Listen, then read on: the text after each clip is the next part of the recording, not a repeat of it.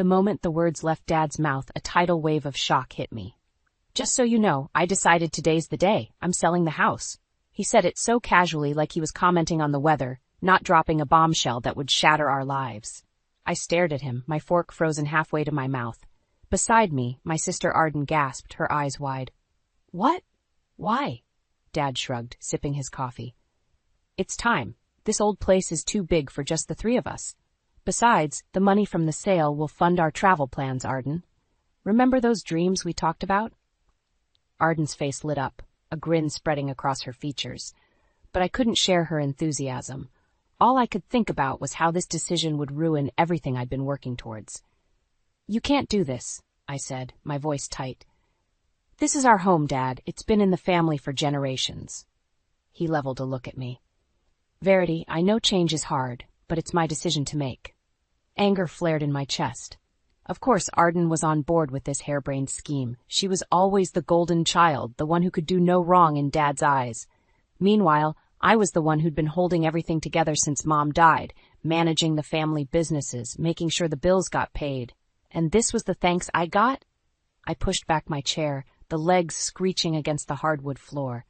"I have to go. I have a meeting." Dad frowned. "On a Saturday?" "Some of us have responsibilities," I snapped. I couldn't stand to be in the same room with them, couldn't bear to see the excitement on Arden's face. I grabbed my purse and stormed out, slamming the front door behind me. As I walked to my car, my mind raced. I'd been counting on my inheritance, on the security of knowing the estate would always be there. Now, with a few careless words, Dad had ripped that away. I climbed into my car, gripping the steering wheel until my knuckles turned white. I couldn't let this happen. I wouldn't. Dad had no idea how much I needed that money. The divorce had left me with nothing, and my ex, Calvin, was still bitter about the settlement. He'd do anything to hurt me, to hurt my family. As I pulled out of the driveway, a plan began to form in my mind. Dad wanted to sell the house? Fine. But I'd make sure the money ended up where it belonged, with me. I'd forge the documents, redirect the funds. He'd never even know what hit him. A grim smile tugged at my lips. Arden might be Dad's favorite, but I was the smart one, the resourceful one, and I'd do whatever it took to protect what was mine, even if it meant betraying the only family I had left. Over the next few weeks, the tension in the house was so thick you could cut it with a knife. Every time Arden brought up the sale or her travel plans, I had to bite my tongue to keep from screaming. How could she be so selfish? Didn't she understand what this meant for me? I tried to reason with Dad, to make him see how unfair this was. "I've been the one holding everything together," I argued. "I deserve a say in what happens to the estate." But he just shook his head. "Verity, I've made up my mind. The house is going on the market, and that's final." I could feel my control slipping. One evening, I cornered Arden in the kitchen. "Why do you get to dictate our lives just because you're the baby of the family?" I hissed. She blinked at me, confusion written all over her face. "What are you talking about? This isn't about me, Verity. It's about what Dad wants." "What Dad wants," I mimicked, my voice dripping with sarcasm. "You mean what you want. You've always been his favorite, and now you're manipulating him into giving you everything." Arden's eyes narrowed. "That's not true, and you know it. Stop being so dramatic." I laughed, the sound harsh and bitter. "Dramatic? I'll show you dramatic." I stormed out, slamming the door so hard the windows rattled. I couldn't take it anymore. I had to do something, had to take back control. That's when I started putting my plan into action. It was almost too easy to forge Dad's signature on the financial documents, to set up a new account in my name, and start siphoning off funds. He was so trusting, so naive, he never even checked the statements. But Arden, with her suspicious nature, started noticing things. The way I could suddenly afford new clothes, expensive dinners out. She'd give me these sidelong glances, her brow furrowed like she was trying to piece together a puzzle. One day she confronted me. "Where are you getting all this money, Verity? You haven't worked in months." I shrugged, keeping my expression neutral. "I have my ways. Don't worry about it." She crossed her arms. "Is that why you've been so against selling the house? Because you're stealing from Dad?" I flinched. She was getting too close to the truth. "You don't know what you're talking about. I'm not stealing anything." Arden shook her head. I don't believe you, and I'm going to find out what you're up to. Panic clawed at my throat. I couldn't let her ruin everything, not when I was so close. I had to find a way to stop her, to throw her off the scent. That's when I thought of Calvin, my dear, vengeful ex-husband. He hated my family almost as much as he hated me. If anyone could help me take Arden down, it was him. I picked up the phone, my fingers trembling as I dialed his number. "Calvin," I said when he answered. "I need your help. It's time to make my sister pay for everything she's done." I could practically hear his smirk through the line. "I thought you'd never ask. What did you have in mind?" As I outlined my scheme, I felt a thrill of anticipation. Arden thought she could outsmart me, but she had no idea who she was dealing with. I would make her regret ever crossing me. And when the dust settled, I'd be the one left standing with everything I'd ever wanted. The house, the money, the power. It was all within my grasp, and I'd burn down the whole world to get it. With Calvin on board, my plan kicked into high gear. We met up at a seedy bar on the outskirts of town, the kind of place where no one would recognize us. Over cheap whiskey, we hammered out the details. "You're sure you can pull this off?" Calvin asked, his eyes glinting with malice. "Forging documents is one thing, but embezzling from your own father? That's a whole new level of messed up." I tossed back my drink, relishing the burn in my throat. "I'm not just going to pull it off. I'm going to make it look like Arden's the one behind it all." Calvin let out a low whistle. "You really hate your sister, don't you?" I smiled, but there was no humor in it. "You have no idea." Over the next few weeks, I threw myself into the scheme. I spent hours hunched over my laptop, manipulating bank statements and transferring funds. It was almost too easy. Dad's accounts were linked to the estate, and with the impending sale, no one was paying close attention to the money coming in and going out. But as the numbers in my own account grew, so did Arden's suspicions. She started watching me like a hawk. Her eyes narrowed every time I stepped out for a meeting or came home with a new purchase. One evening, she cornered me in the living room. "I know what you're doing, Verity," she said, her voice low and accusing. "You're stealing from Dad, aren't you?" I scoffed, trying to play it off. "Don't be ridiculous. I'm just managing some investments for the estate. It's all above board." Arden wasn't buying it. "Then why are you being so secretive? Why won't you let me see the statements?" I felt a flare of anger. She had no right to question me, to stick her nose where it didn't belong. "Because it's none of your business, Arden. I'm the one who's been taking care of everything while you've been off chasing your silly little dreams." Her face flushed with indignation. "Those silly little dreams are what's going to give Dad a better life. But you don't care about that, do you? All you care about is yourself." I stepped closer, my voice dropping to a hiss. "You think you're so perfect, don't you? The golden child who can do no wrong. Well, guess what? I'm done living in your shadow. I'm taking what's mine, and there's nothing you can do to stop me." Arden's eyes widened, and for a moment I saw a flicker of fear. Good. Let her be afraid. Let her see what I was capable of. She backed away, her hands raised in surrender. "I don't know what's gotten into you, Verity, but this isn't over.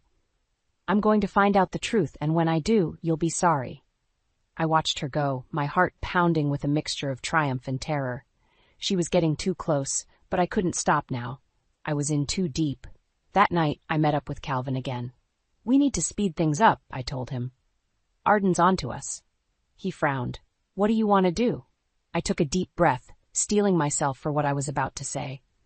"We need to set her up, make it look like she's the one who's been embezzling, plant evidence, frame her somehow." Calvin's eyes widened. "That's risky, Verity. If we get caught—" "We won't," I snapped. "I've come too far to let Arden ruin everything. We'll make it work." He sighed, but I could see the gleam of excitement in his eyes. He was just as twisted as I was, just as hungry for revenge. "All right," he said. "Let's do it.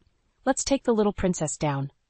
Dad's birthday was supposed to be a celebration, a chance for the family to come together and forget about the tension of the past few weeks. But as I watched Arden move around the room, her eyes constantly darting in my direction, I knew there would be no peace today. We were gathered in the living room, a small pile of presents on the coffee table. Dad was in his armchair, a smile on his face as he sipped his morning coffee.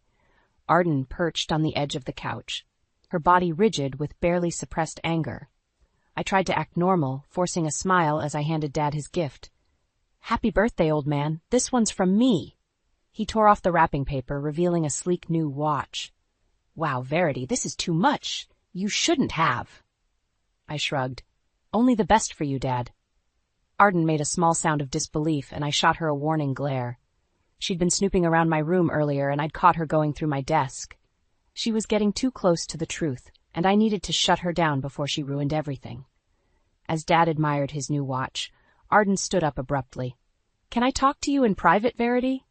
I hesitated, but there was no way to avoid it without looking suspicious. "Sure, let's go in the kitchen." She led the way, her steps quick and purposeful. As soon as we were out of earshot, she whirled on me. "I found the documents, Verity. The forged signatures, the fake accounts. You've been stealing from Dad, haven't you?" My heart skipped a beat, but I kept my face carefully blank. "I don't know what you're talking about, Arden. You're being paranoid." She laughed, the sound harsh and disbelieving. "Don't play dumb with me. I saw the transfers, the missing money. You think you've caught me in some kind of game, Verity?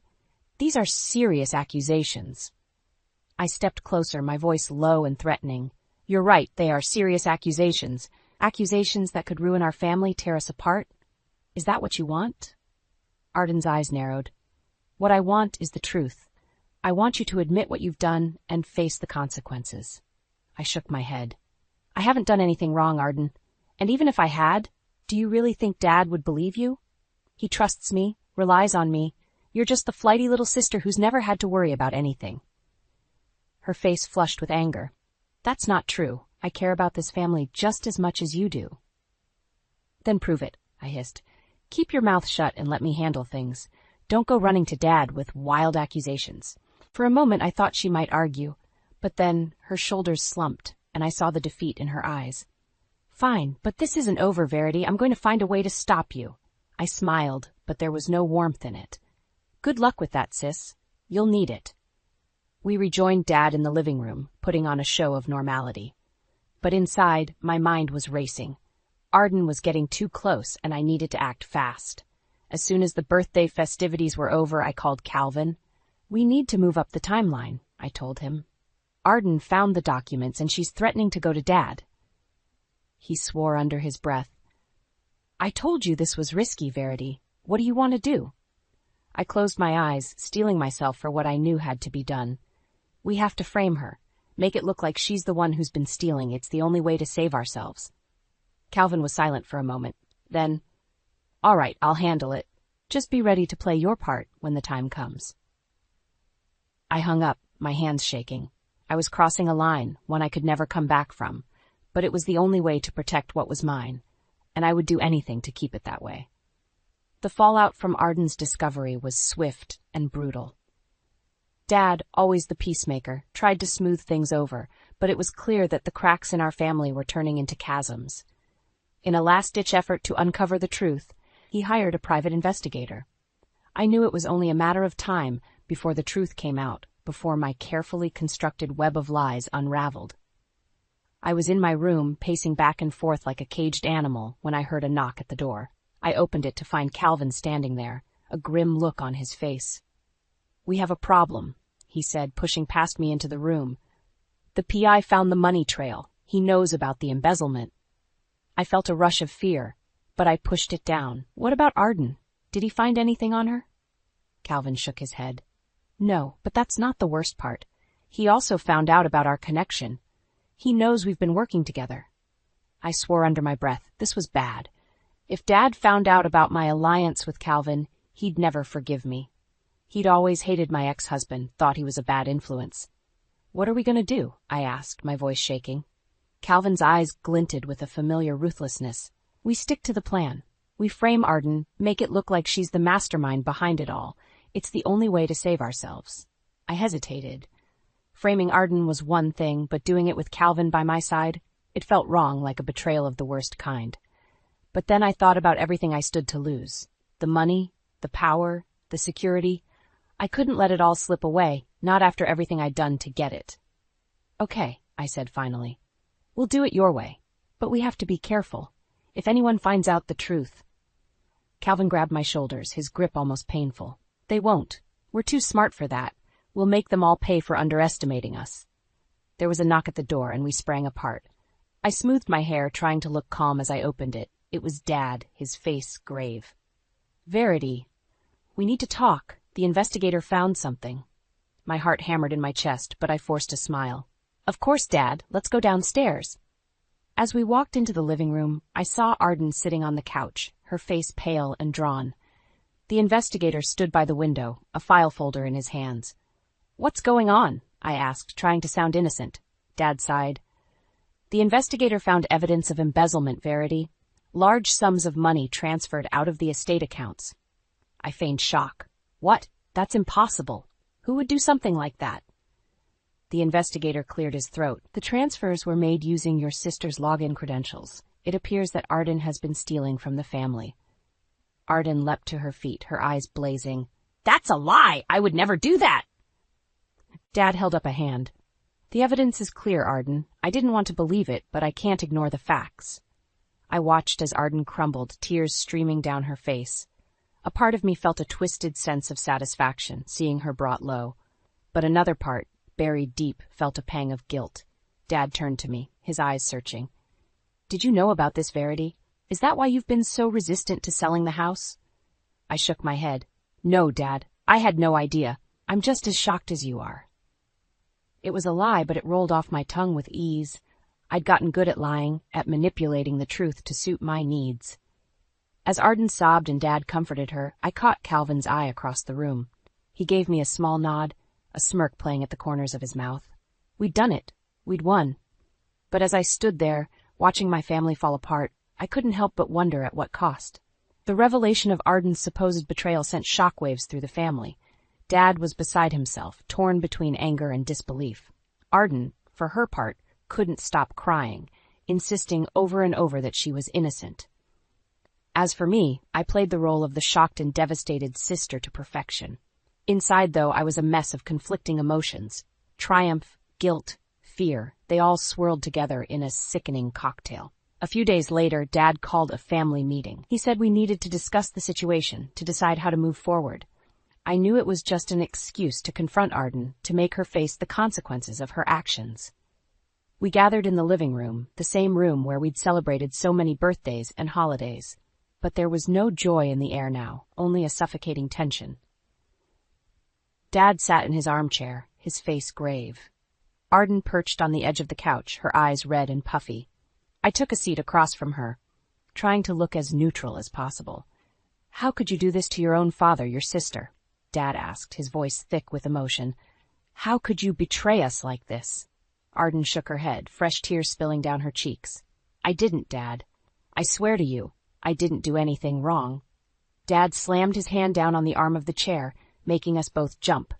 Don't lie to me, Arden. The evidence is clear. You stole from me, from this family. I watched as Arden crumpled under the weight of his anger. She looked so small, so broken. For a moment, I almost felt sorry for her. But then I remembered everything she had, everything I'd never been given. The love, the attention, the adoration. She'd had it all, and she'd squandered it. She deserved this. I'm sorry, Dad, I said, my voice trembling with fake emotion. I should have seen the signs. I should have stopped her. Dad turned to me, his eyes softening. It's not your fault. Verity. Arden made her choices. She has to face the consequences. Arden let out a choked sob. Please, Dad, you have to believe me. I didn't do this. Someone is setting me up. I scoffed. Who would want to set you up, Arden? Who would go to all that trouble? She looked at me then, really looked at me. And in that moment, I saw a flicker of understanding in her eyes. She knew I was behind it all, but it was too late. Dad was already convinced of her guilt, already planning his next moves. I'm sorry, Arden, but I can't let this go, he said, his voice heavy with regret. I'm going to have to involve the authorities. You need help, and you need to face the legal repercussions of your actions. Arden buried her face in her hands, her shoulders shaking with sobs. I watched her, feeling a twisted sense of satisfaction. I'd won. I'd finally beaten her at her own game. But as I sat there, basking in my victory, I couldn't shake the nagging sense of unease. The way Arden had looked at me, the accusation in her eyes, she knew the truth. and she wouldn't rest until she'd exposed me. I'd have to be careful, have to cover my tracks even more carefully than before.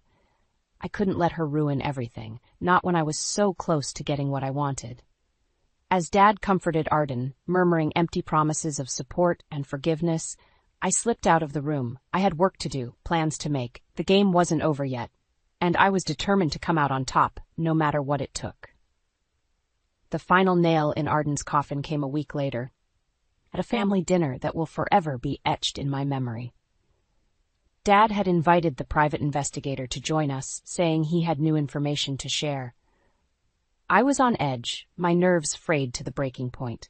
I'd been working with Calvin to cover our tracks, to make sure nothing could be traced back to us, but the paranoia was eating me alive, making me jump at every shadow. We sat around the dining room table, picking at our food in tense silence. Arden was barely holding it together, her face pale and drawn. Dad just looked tired, like the weight of the world was on his shoulders. Finally, the investigator cleared his throat. "I've uncovered new evidence in the case," he said, his voice grave. "It appears that Arden was not acting alone in her embezzlement scheme." My heart stopped. For a moment, I was sure he was talking about me, that somehow he'd discovered my involvement. But then he slid a folder across the table, and I saw the name on the cover. Calvin Mitchell. Dad's face went white. Calvin? Verity's ex-husband? What does he have to do with this? The investigator opened the folder, revealing a stack of documents. It appears that Calvin and Arden have been working together for months, siphoning money out of the estate accounts. We've found evidence of their communication, their plans to frame Verity for the theft. I sat there, stunned. I couldn't believe what I was hearing. Calvin had betrayed me, had been working with Arden all along. Arden was crying now, big, heaving sobs that shook her whole body. "It's not true," she wailed. "I didn't do anything wrong. Calvin is lying."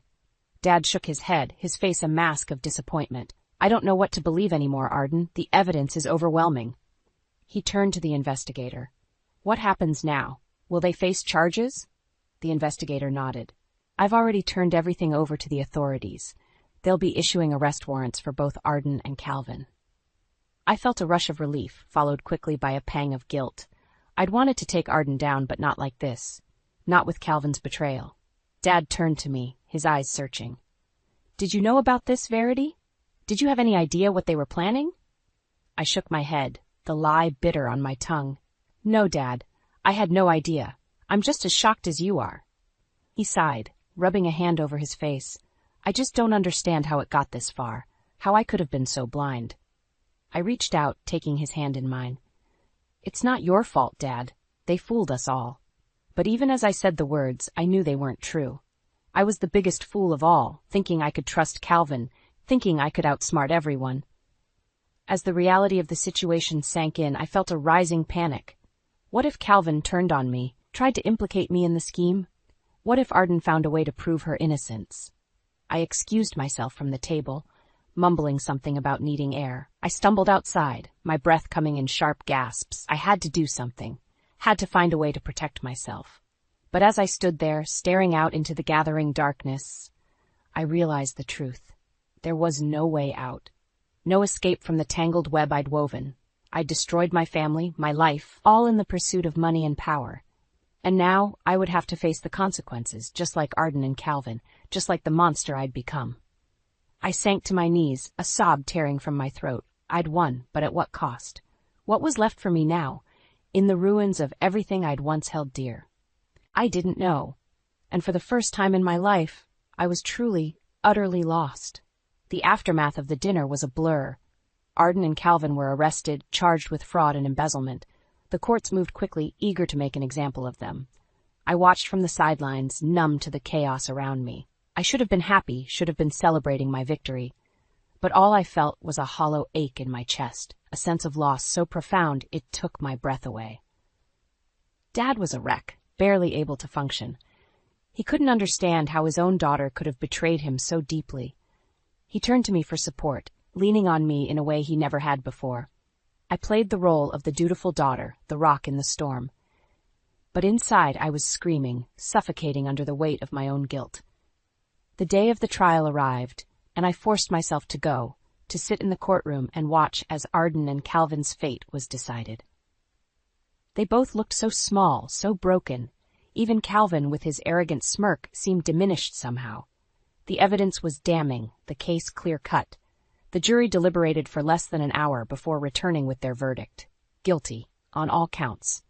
I watched as Arden crumpled, her sobs echoing through the courtroom. Calvin just sat there, staring straight ahead, his jaw clenched. The judge was merciless, handing down the maximum sentence for both of them. 20 years in prison, no chance of parole. As the bailiff led them away, Arden turned to look at me, her eyes blazing with hatred. "You did this," she hissed. "You set me up. I know it was you."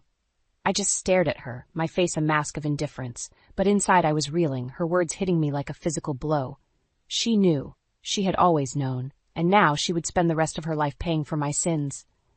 I left the courtroom in a daze, my mind spinning. I had won, but at what cost? My family was in shambles, my sister's life ruined, and for what? Money? Power? It all seemed so meaningless now. Dad found me outside, his face lined with grief. "I never thought I'd see the day," he said, his voice hoarse. "My own child, a criminal." I swallowed hard, trying to find the words. "I'm so sorry, Dad. I can't imagine how hard this must be for you." He looked at me, his eyes searching. "You're all I have left now, Verity. Promise me you'll never do anything like this. Promise me you'll be better than they were." I nodded, my throat tight. "I promise, Dad. I'll make you proud."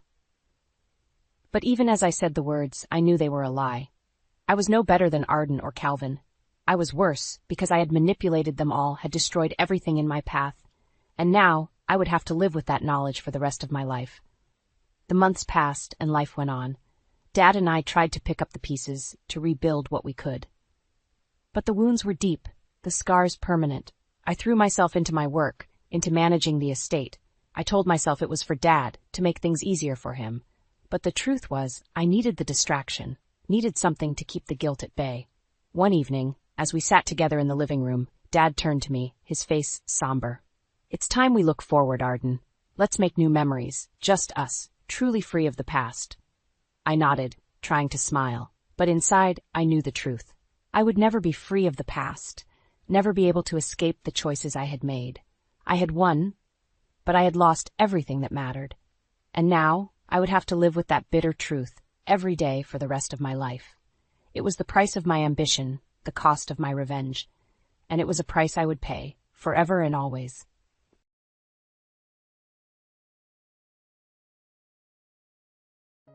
You got a really bad wife, didn't you? She's useless. She's nothing.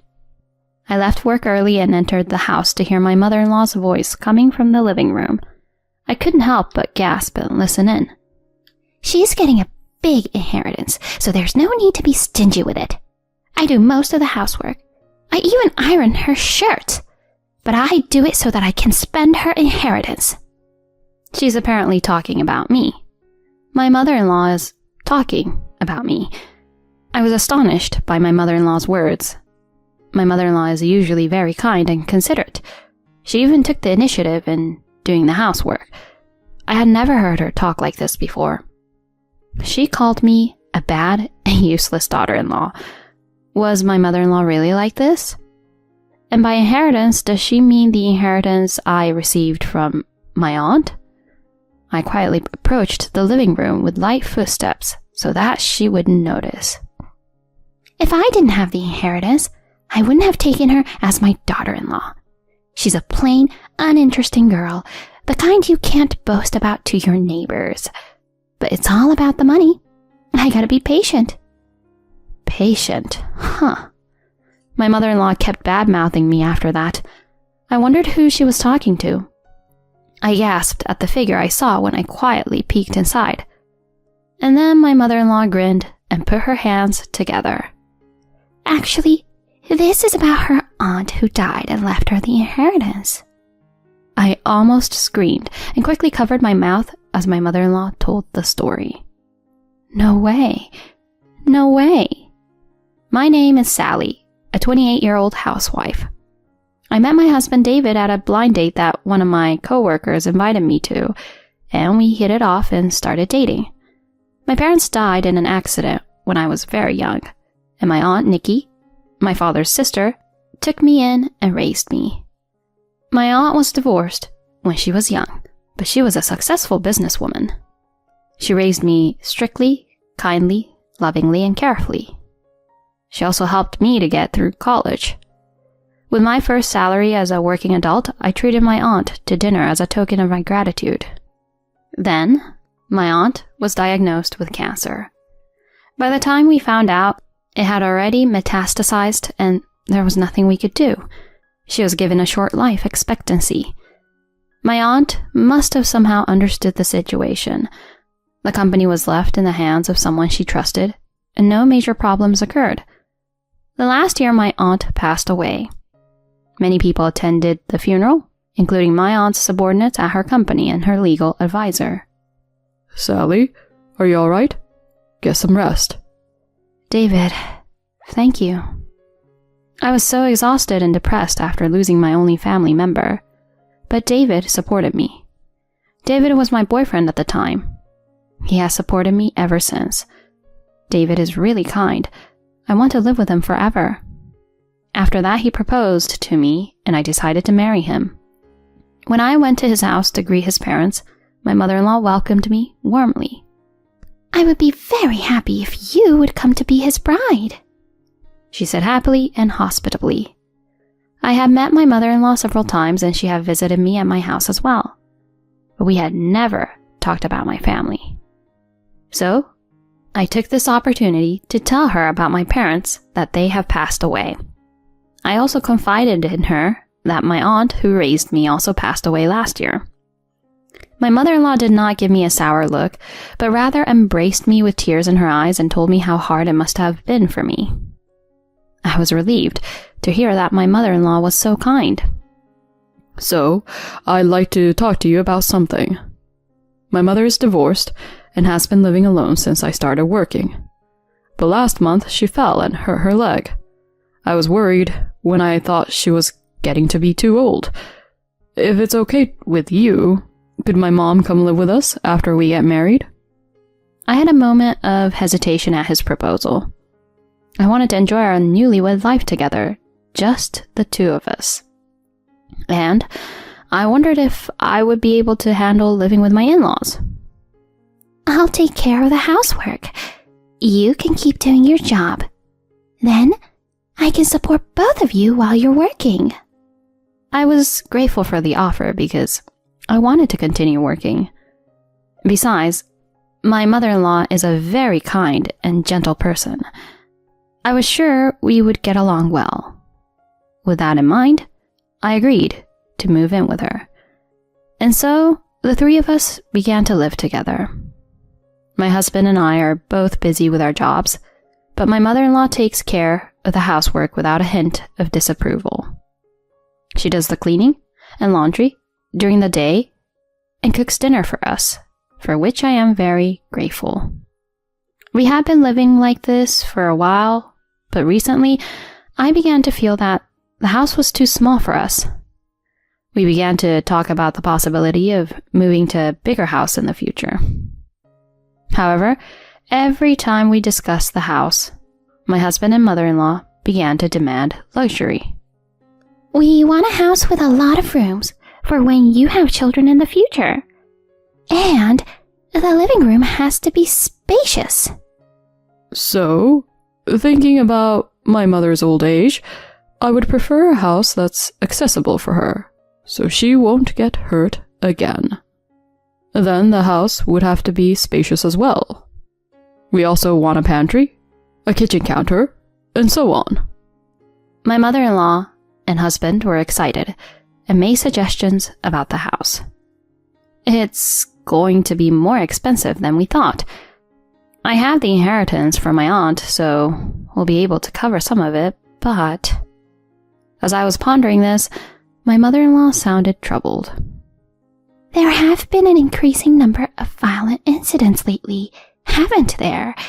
I'm scared because I'm alone during the day. Isn't this area safe and secure? My mother-in-law showed me a map of an upscale residential area. This looks like a difficult place to live in, isn't it? I tried to be modest in my opinion, but was rebuffed. I'd feel sorry for your future children because they wouldn't be able to go out and play if they were born in an unsafe area. You have to work late some days, too, so I want a safe place. I am just thinking for your sake. My husband agreed with her. My husband was sympathetic. I want to protect my family. Let's move to a place where we can feel a little safer. And so, halfway through the process, we were moving to purchase a very upscale home. Then one day, I was sick in the morning with a cold. Still, I had some work to do, so I went to work. But after lunch, my fever started to rise and I began to feel lightheaded, so I decided to leave work early. When I arrived home and opened the front door, I heard my mother-in-law's voice coming from the living room. You got a really bad wife, didn't you? She's useless. I couldn't believe my ears, so I sat in the doorway and listened with bated breath. Well, she's getting a big inheritance, so there's no need to be stingy with the new house, is there? I do most of the housework anyway. I even iron her shirts. But I'm doing it so that I can spend that girl's inheritance. That girl is apparently me. My mother-in-law is talking about me. However, I am astonished by my mother-in-law's words. My mother-in-law is usually very kind and considerate. She even took the initiative in doing the housework. I had never heard her talk like this before. She called me a useless wife. What kind of mother-in-law would do something like this? And by inheritance, does she mean that thing I inherited from my aunt? I quietly approached the living room, hiding my presence. If I couldn't have the inheritance, I wouldn't have taken her in as my daughter-in-law. She's a plain, uninteresting girl that I wouldn't be proud to show off to the neighbors. But it's all for the money, so I have to put up with it. Put up with it, huh? My mother-in-law kept bad-mouthing me after that. Who was she talking to? I quietly peeked inside and gasped at the person I saw. It was my husband talking to my mother-in-law. It's all right, Mom. Her aunt had a lot of money.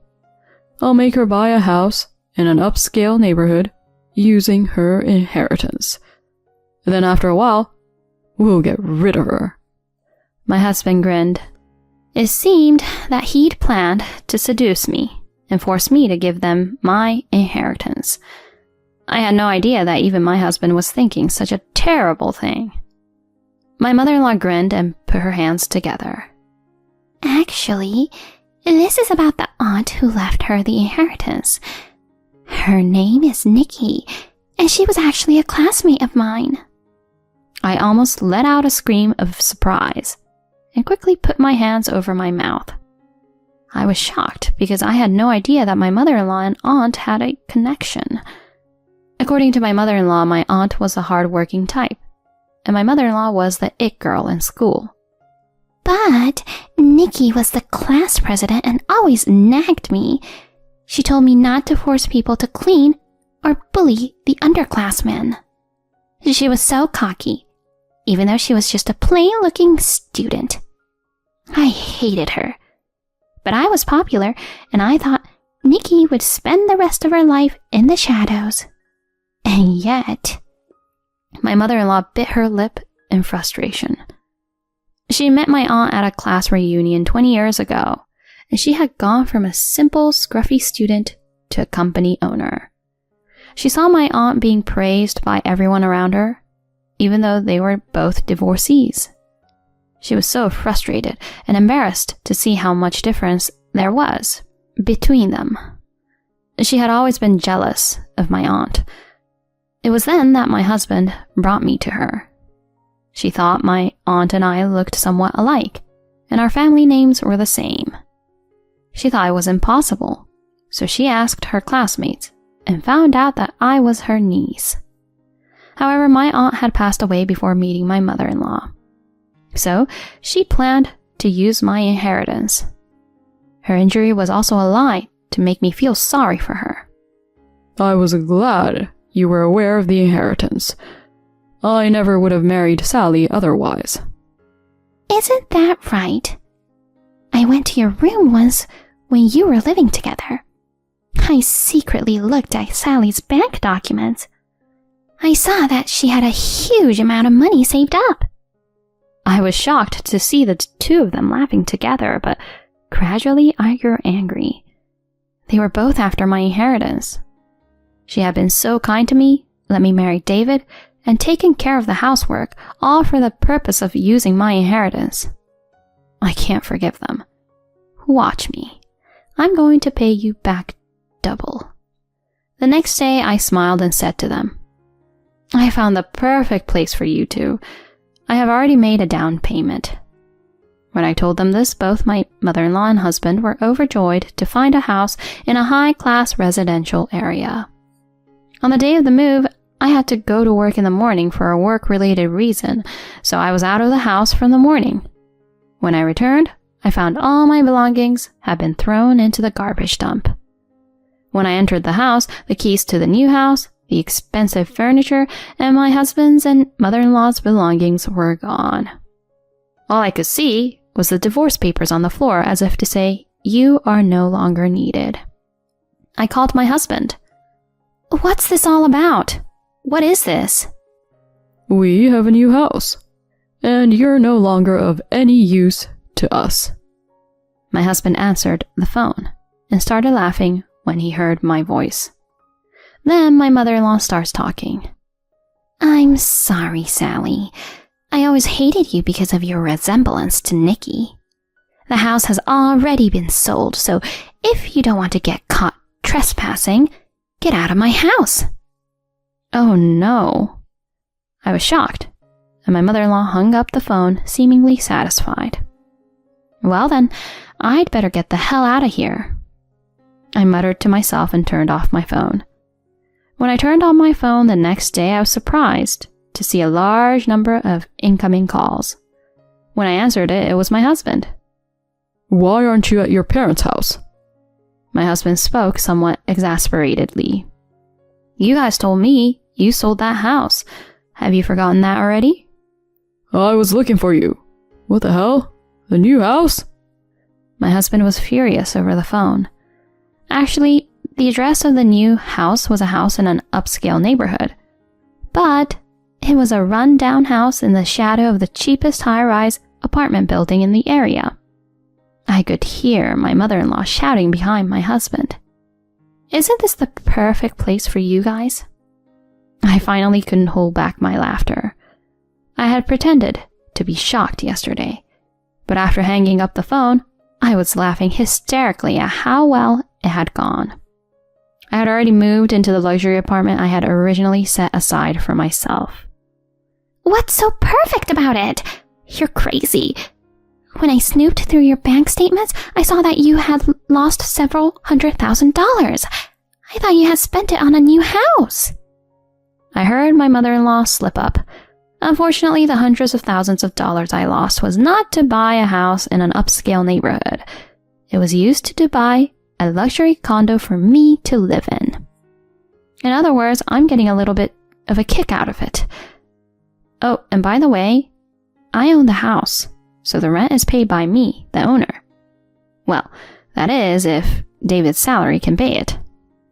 As I said this, my mother-in-law asked my husband what I meant. My husband is actually paid less than I am. Further investigation revealed that my mother-in-law's ex-husband, who had divorced her, was paying her a hefty amount of child support, and she and my husband were splurging the money. As expected, the child support stopped when he reached adulthood, but neither my mother-in-law nor my husband seemed to have gotten out of that habit, even after he entered the workforce. My husband had borrowed money before we got married. They seemed to be laughing high among their friends that he had caught a wife with a high income. I heard my mother-in-law yelling at my husband, but I asked her, "Can you speak for others too, mother-in-law? Your divorce was caused by your affair, wasn't it? I heard that you had run away with your lover after you got pregnant with David." When I told her this, my husband was absolutely mortified. My mother-in-law was making excuses in a loud voice, as if she was in a hurry. The two of them were on the phone saying, "Come over here right now and I'll beat you to a pulp." But when I told them that the divorce proceedings were already completed, they went even more crazy. The neighbors seemed to have called the police because of their bizarre state, and I thought I heard the siren of a police car. I could hear the two being taken away by the police over the phone. They were eventually released that day, but my ex-husband's income was not enough to pay the rent and debts, so they had to leave the house. My ex-husband and ex-mother-in-law are apparently living in a small, cheap apartment in an unsafe city. By the way, when I sold the shabby house, I sold it for a better price than I expected because it was going to be used as a parking lot. After that, my ex-husband, who did not know my current address, sent a letter to my company. The contents of the letter stated that since we were a married couple, I was obligated to hand over half of my property if we were to get a divorce. It also said that I was obligated to repay any debts owed to my husband. I wondered what this person was saying. Oh well, let's leave it to the lawyers. I decided to leave this matter to the lawyer who was the general counsel of my aunt's company.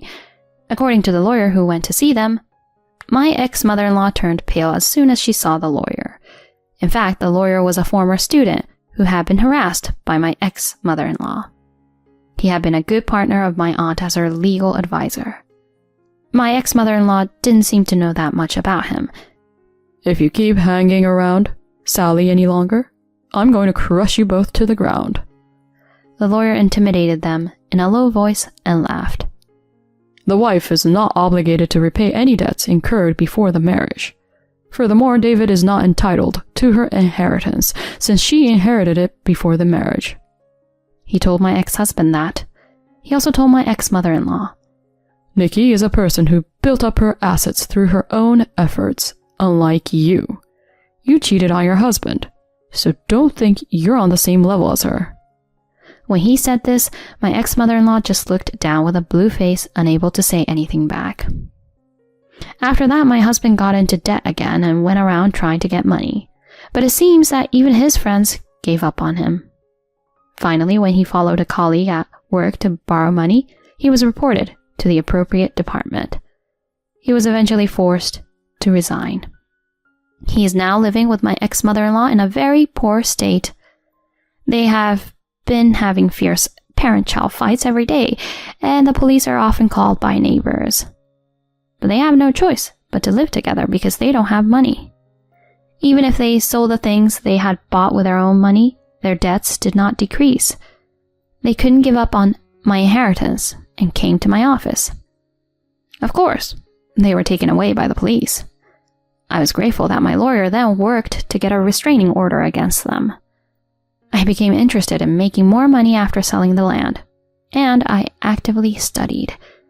Apparently, I had a good sense of what I was doing, so I got a license as a financial planner and learned about investments. Since I started my new job as a financial planner, I am enjoying my job, and I think I don't need to get married for a while.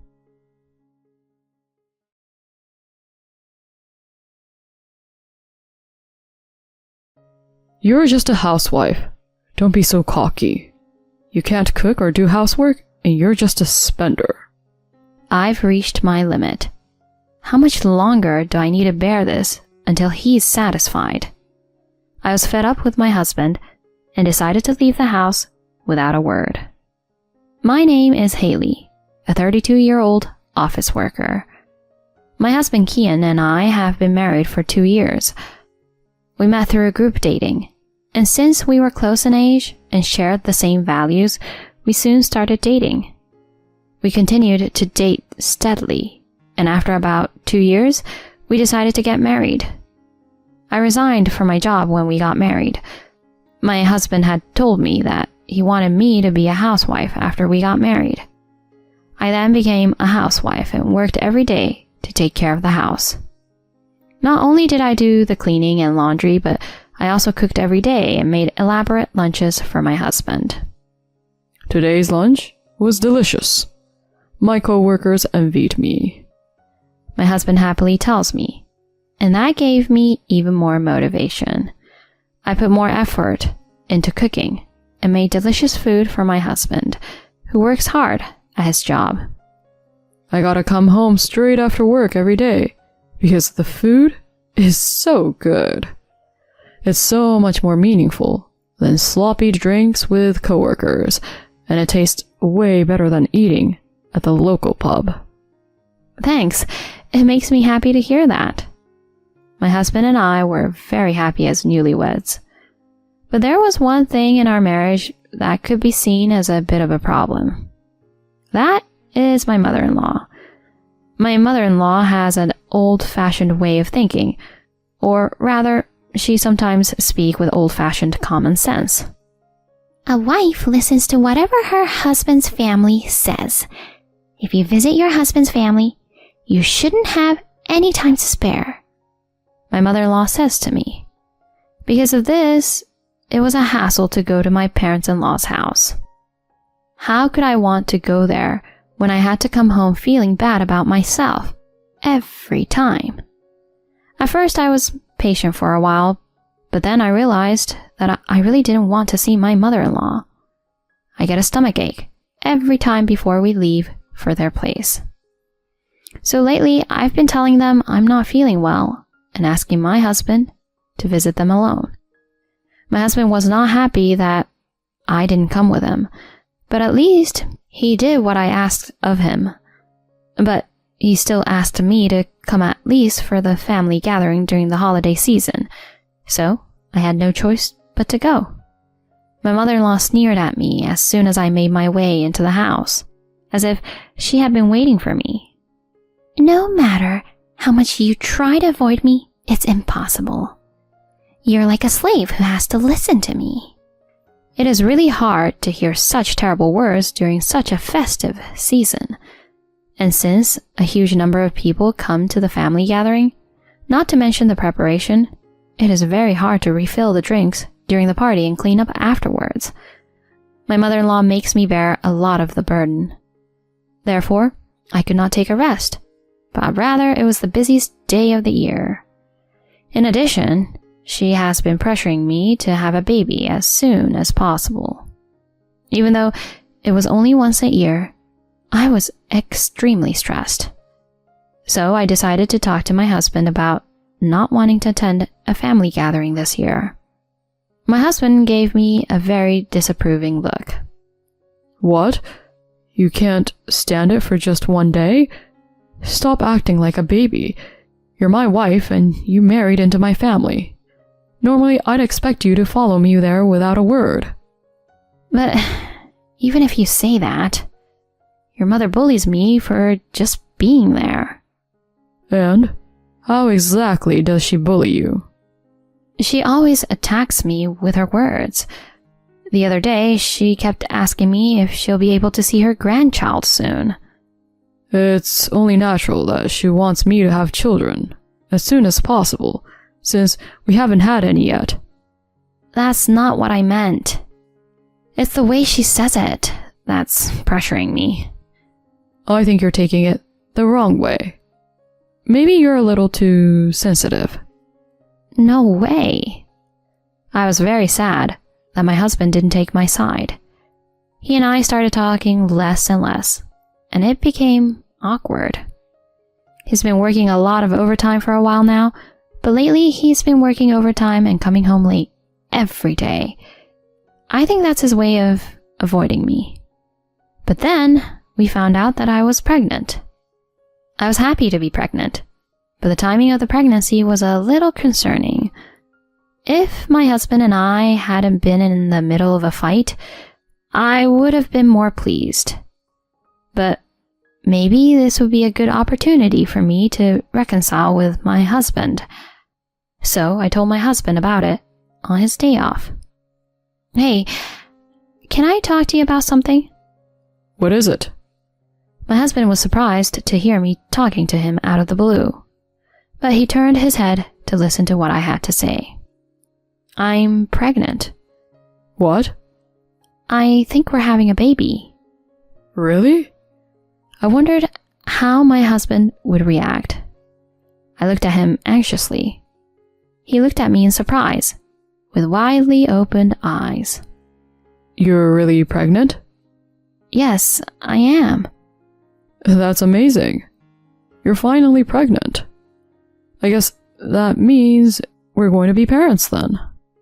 My husband just smiled and said that. I'm glad he's happy about it. I'll tell my mom right away.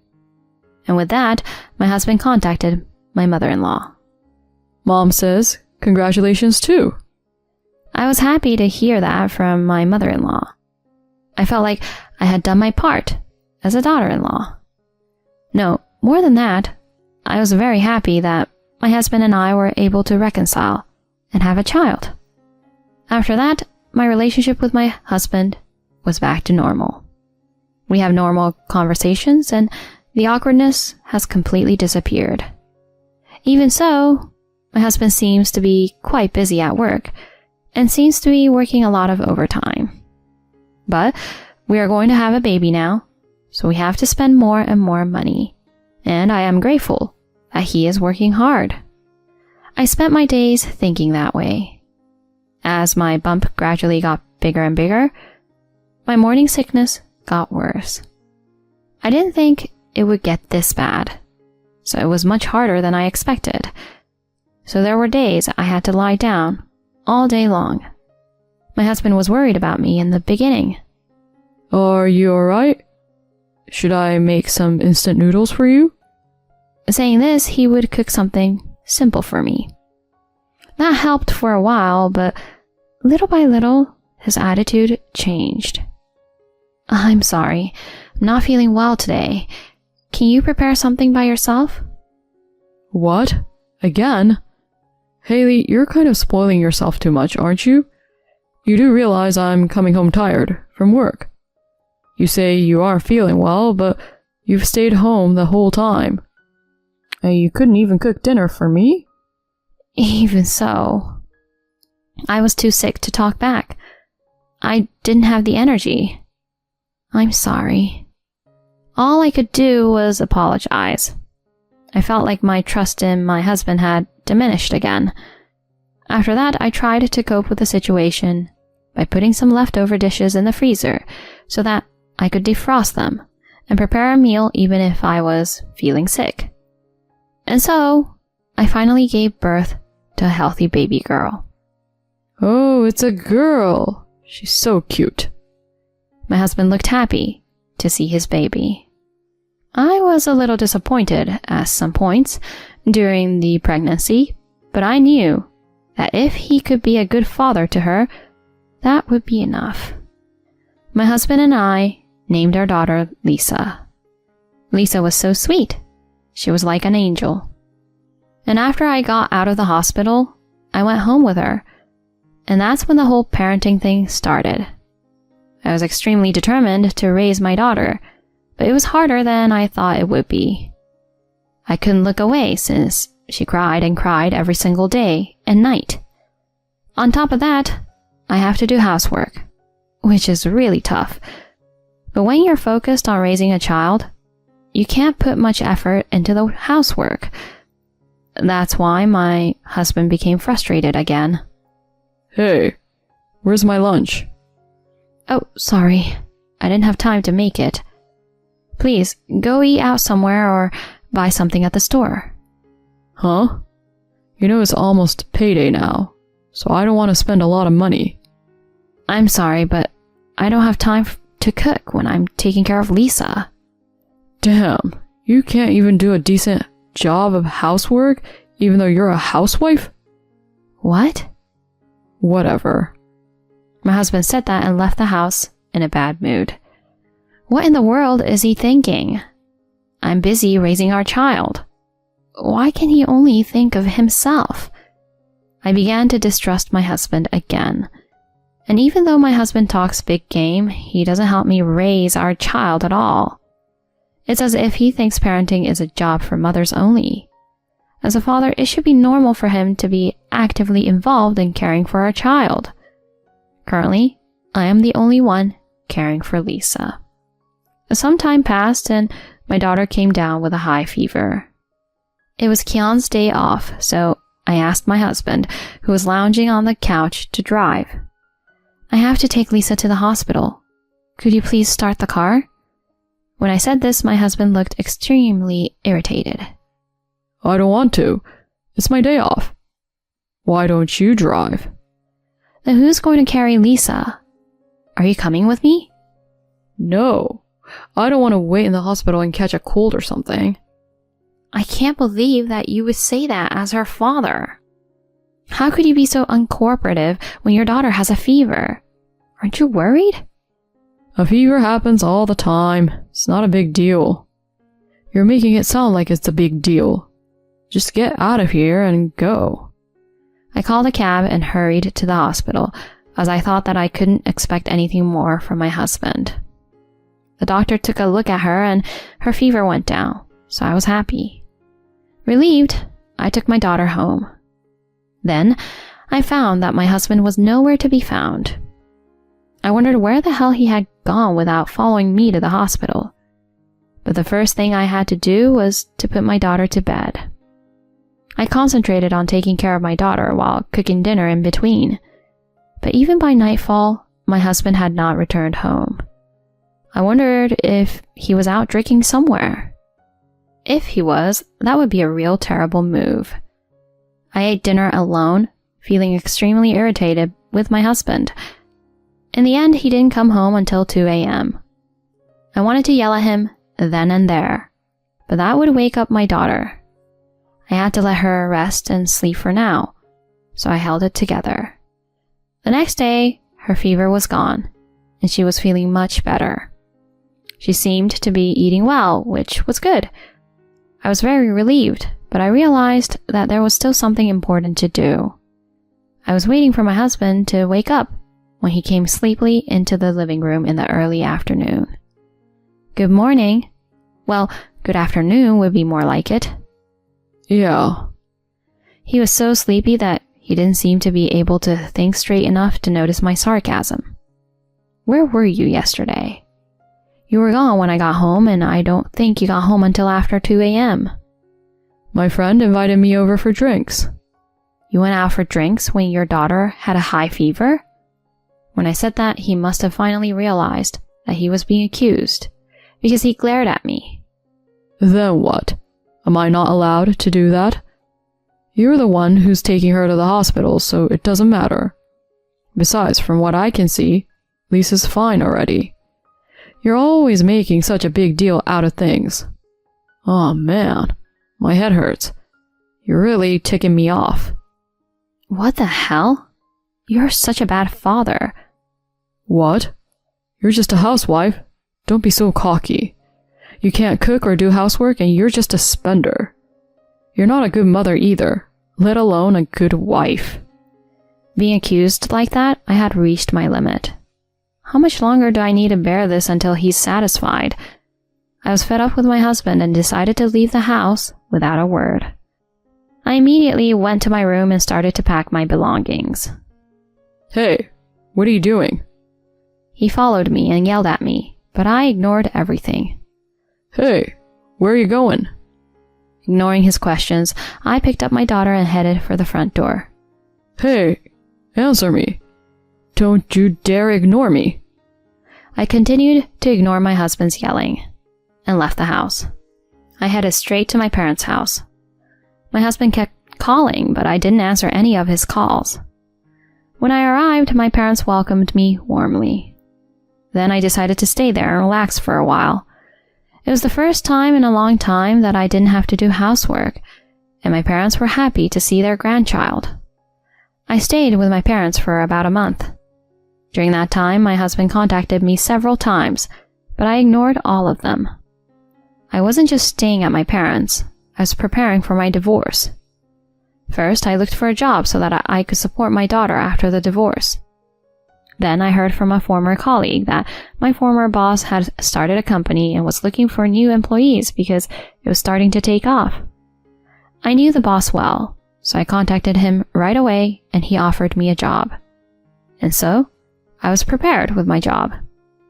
I had one more thing in mind. I was preparing to investigate my husband's infidelity. He always said he was working overtime, but somehow I knew he wasn't. The last time our daughter had a high fever and he had gone out drinking, I suspected that he was having an affair with another woman. That's what I thought, so I asked the detective agency to investigate. And my hunch was right. My husband was indeed having an affair, and he had brought her into the house after I had left. I consulted a lawyer with these evidences. He told me that if I had all this evidence, I could get a divorce on my husband's grounds. And when I was ready, I returned to the house where my husband was. What the hell have you been doing? You're a housewife. You're not supposed to leave the housework to me, you stupid. He was about to badmouth me when my husband noticed that my father was behind me. Oh, I didn't notice you there.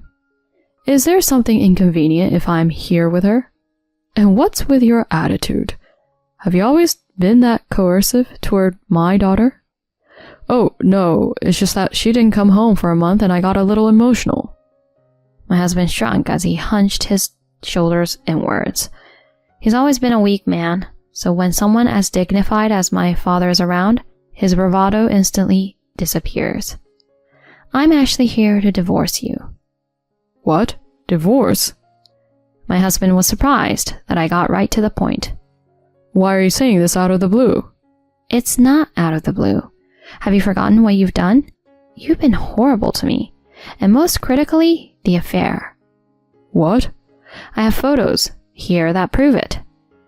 I said that and scattered the photos. Oh, when did you... My husband rushed to pick them up. You can't get away with this. I'm divorcing you and filing for alimony and child support. When I said that, he became defiant and talked back to me. You've got to be kidding me.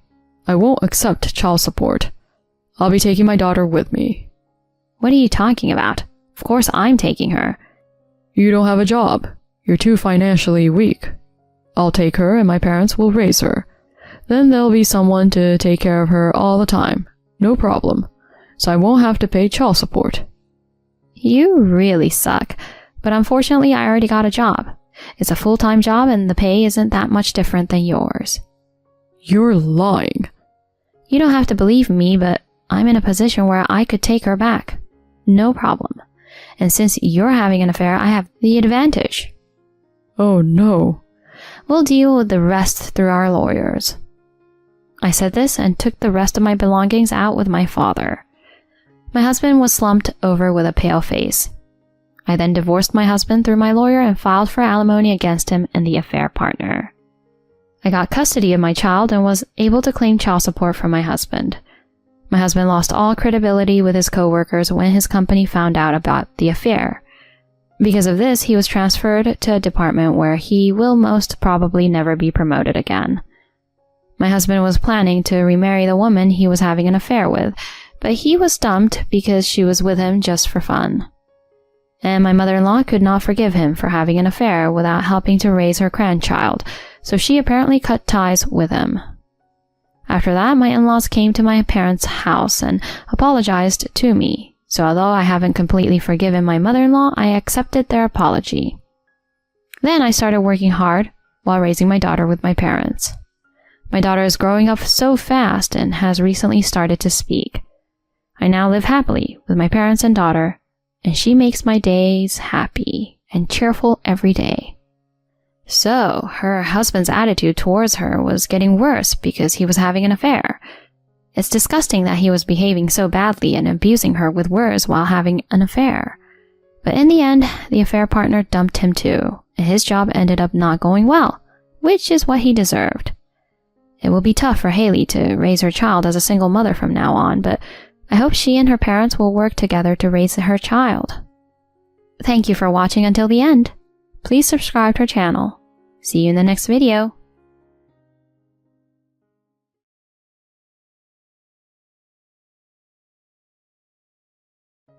I was in a car accident and covered in bandages. I felt pain all over my body and was mentally pushed to the limit. I never expected to end up like this. What pushed my heart to rock bottom in such a situation was none other than my husband. Huh? Accident? You were careless, weren't you? Don't say it like that, please. Anyway, I was in the hospital for a while and I wanted you to bring me a change of clothes. Why me? Who even said you can go to the hospital in the first place? Huh? What do you mean? Don't slack off on household chores just because you're injured. Crawl back home if you have to. The moment those heartless words were uttered, something that had been holding me back suddenly vanished. I couldn't let it consume my mind and body any longer. It's impossible. I can't bear it. If it has come to this, I have no choice but to resort to my last option. In order to carry out the plan, I returned home covered in bandages, completely unaware of the unforeseen events that awaited me thereafter. My name is Fiona, and I'm 30 years old. I work for a fairly prominent pharmaceutical company in the industry. Back when I was job hunting, I fought desperately to get into this company. The work is certainly not easy, but it's equally rewarding, and the benefits are substantial. In recent years, we've had a year-round busy season due to the outbreak of a new virus. The sole reason I've been able to keep going in those days is because my husband, Philip, is there with me. Philip and I were members of the same pop music club. We were just friends at the time. However, after becoming working adults, we reunited at a club alumni gathering and hit it off. During our student days, I couldn't imagine being in a relationship with him. But becoming working adults can change your senses and values, I suppose. The time I spent with Philip was invaluable in allowing me to be myself. While the new virus was spreading and everyone was anxious, we got married. We thought we'd support each other and live without giving up for a lifetime. Or so I believed. However, those feelings gradually started to fade away. We're approaching our second year of marriage. I can't honestly say that our relationship as a married couple is in good shape. When did it all turn into this? Looking back, it feels like it started with something trivial. It was about 6 months ago that I began to feel uncomfortable with my husband's attitude. As my overtime continued and I couldn't spend time on household chores, my husband said this to me. Fiona, can't you come home a bit earlier? I finally came home after 10 p.m. after working in overtime. I was exhausted, both physically and mentally, and my husband's words really got to me. However, I knew I shouldn't let my emotions get the better of me.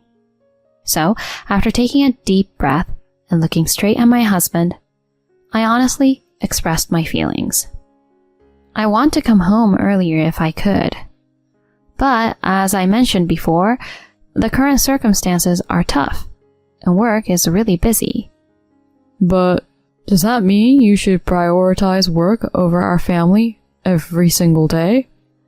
Lately, you haven't even had a proper dinner. I've already apologized for that, haven't I? You said you understood. There's still a limit to everything. You've been relying on deliveries every day lately. And you haven't even had time for a bath when you get home. If you're going to complain so much, then couldn't you help out a bit, Philip? I'm not a housemaid. We're a married couple, so a little... I said that much, and my husband visibly frowned. He glared at me as if my words were somehow wrong. I was left speechless, and my husband continued without mercy. Marriage doesn't have anything to do with it. Since your position is wife, it's your job to take care of the house. What's that supposed to mean? Do you still believe that women should do housework in this day and age? Huh? Of course. Housework is women's work. My mom has been doing it for ages. Your mother was a stay-at-home mom, right? I worked just like you, Philip, remember? Even so, why would you say something like that? Don't compare yourself to me. You have an easy job in a cushy office. I'm stressed out because I have to scrape by every day. I am indeed shocked by my husband's words. We spend every day together, and he should understand me better than anyone else. I never expected to hear such things. Philip, is that really how you see me? I thought you understood that I'm working hard every day." Rather than anger or sadness, I felt an inexplicable frustration welling up. In the midst of daily intense work, my husband, who should prioritize me, was pushing me away. This incident marked the beginning of a gradual deterioration in our marriage. But the hard work never calmed down, and that made my husband even more angry. Every time I came home from work, Philip would get sarcastic with me. "Don't pretend to be busy when you're not doing much work anyway. Maybe you're actually having an affair. You can't even do the housework, and you're a lousy wife for prioritizing work." And so on. I would return home exhausted from work, only to face my husband's harsh words. His words became weapons that tore through my emotions, and my heart was undeniably wearing down. The other night, on my day off, I was asleep without an alarm from the hard work I've been doing every day. I would wake up to the sound of my husband yelling at me. "Hey, it's already past 8 o'clock. How long do you plan to sleep?" My husband forcefully pulled back the covers and showered me with harsh words from above. I, on the other hand, had been working hard for a while and was not feeling well. I lay there and softly addressed my husband. "Sorry, Philip. I'm not feeling well, so I'd like to rest today." "Huh? Even on a weekday you're not doing housework, and now you want to slack off on the weekend?" "Slack off? I'm just unable to do much on weekdays because of my job, right? Besides, I do the minimum, like washing dishes and laundry." "What about cleaning? The fridge is empty." "I usually catch up on those things on the weekend. I'll get a good rest today and do them properly tomorrow." "Huh? Using work as an excuse to neglect household chores? You're a lazy wife." "What?" I can't help but let out a voice like that when my husband makes a heartless comment. No matter how much he doesn't like me, would he say that much to his wife? Even I was shocked by this. No, I might have felt more anger and disbelief than shock. Despite being equals as a married couple, my husband criticized me, and I was thoroughly fed up with it. Eventually, he woke me up, and I had to do the housework. Due to my poor health, I pushed myself to the limit, both physically and mentally, to complete the chores. I had reached the limit of my patience with married life with my husband. On this day, as usual, with my work keeping me busy and my mind and body not getting enough rest, I made my way to the office with unsteady steps. Then, from behind me, I heard a cry. "Watch out!" Huh? By the time I realized, it was already too late. I had collided with a car that ran a red light and was forcefully thrown to the ground. Ouch! My consciousness remained, but my vision was blurry. I could see people gathering around, but I couldn't make out what they were saying. I had just been in a car accident. As I calmly pondered this, my vision grew darker. Amid fading consciousness, I felt like I could hear an ambulance siren in the distance. After a while, when I woke up, I found myself in a hospital bed. Looking around, I realized I was in a hospital room. A nurse was informing the attending doctor about the situation. I was hit by a car that ran a red light, and the impact knocked me to the ground.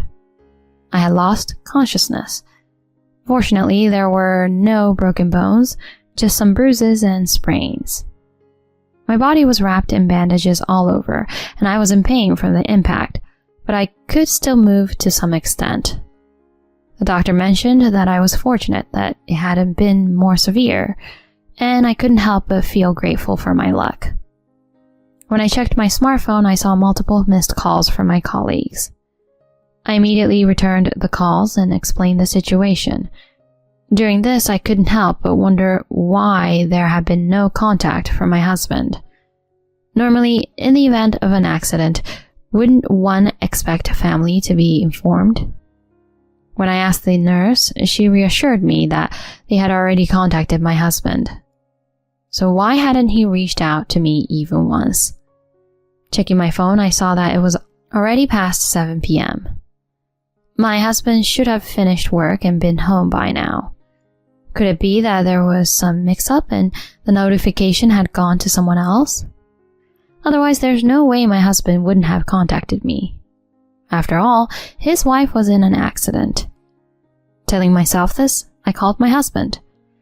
After a few calls, I hear my husband's blunt voice saying, "What the hell?"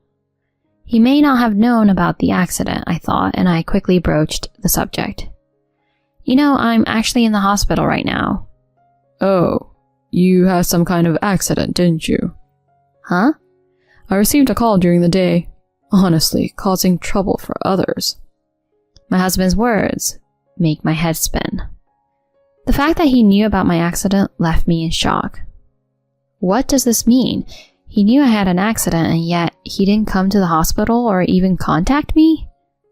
Certainly, when one hears that their family has been in an accident, it's natural for anyone to panic and lose their composure.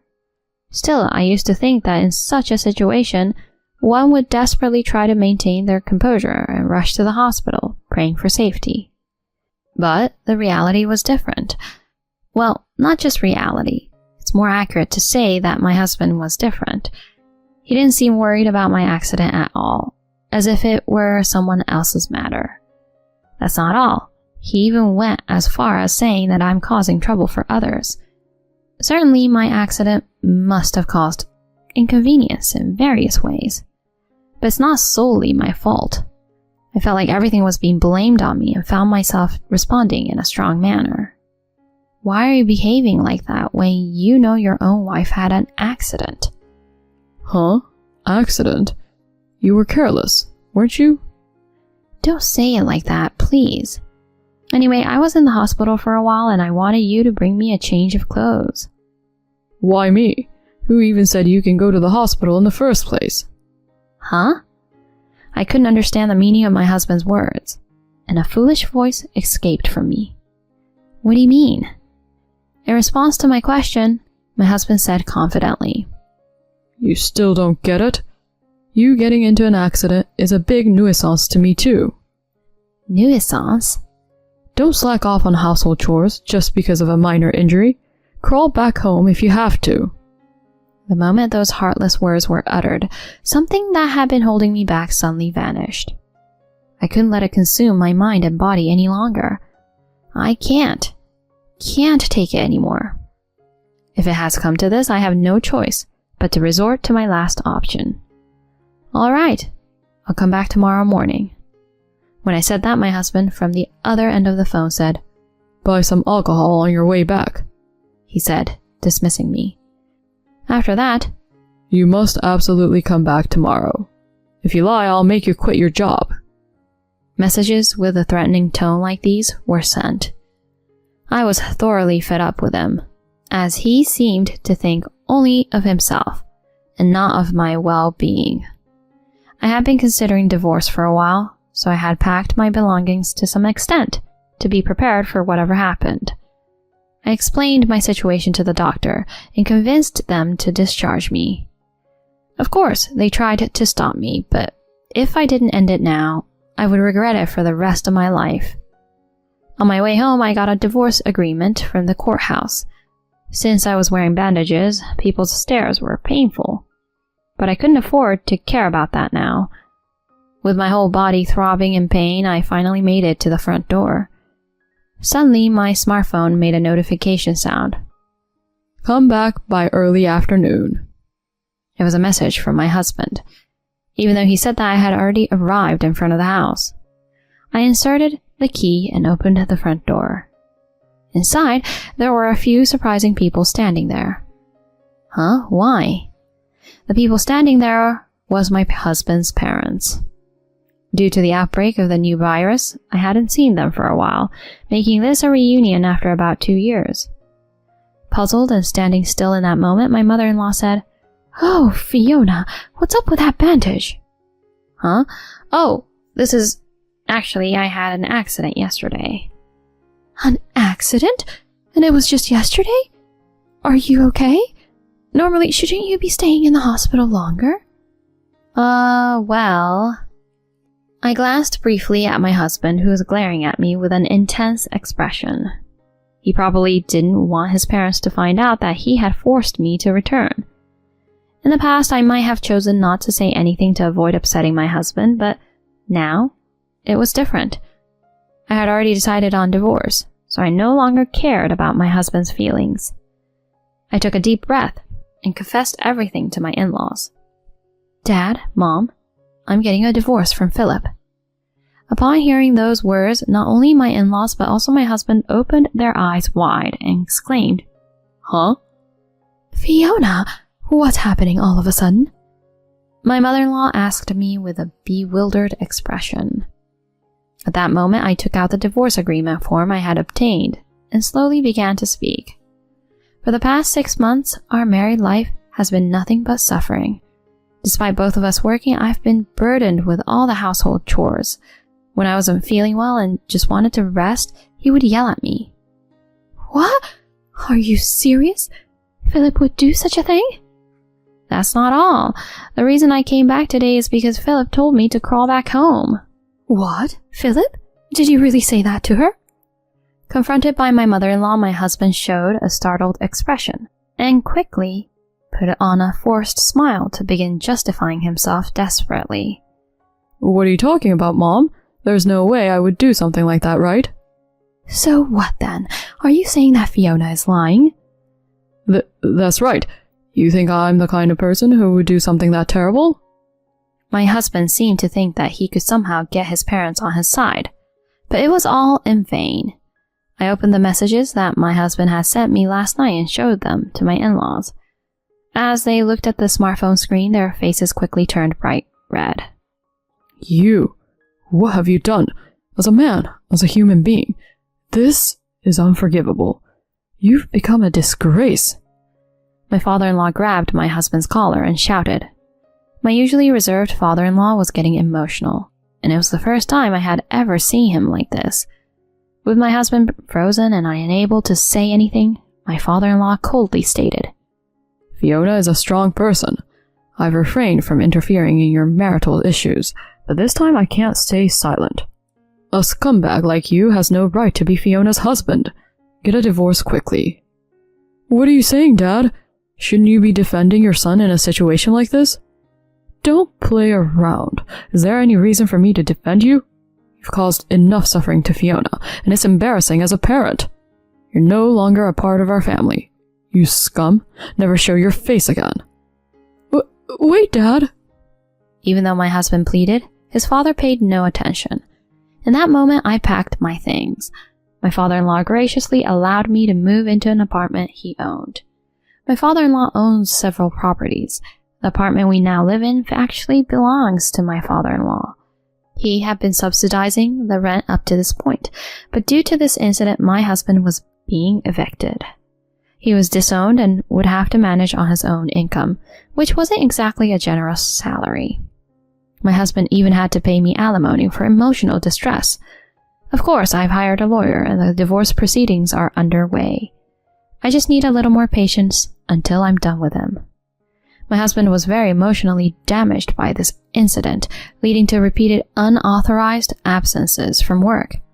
It seemed he was on the brink of losing his job and his ability to support himself. From my point of view, it doesn't matter anymore. Whatever life he leads is no longer my concern. I wanted him to suffer at least as much as he had made me suffer, if not more. On the other hand, I was living a peaceful life in the apartment my father-in-law provided. He told me I didn't need to pay rent, but I felt it was only fair to pay half. I planned to move out once things had settled, and I was back on my feet. Until then, I would allow myself to rely on my father-in-law's kindness. I hadn't been able to build a good relationship with my husband, but thanks to meeting him, I had the opportunity to meet wonderful in-laws. I was grateful for this connection and hoped to lead a life that I could be content with from now on.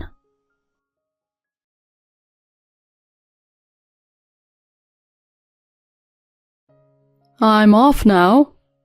Have a good trip and take care.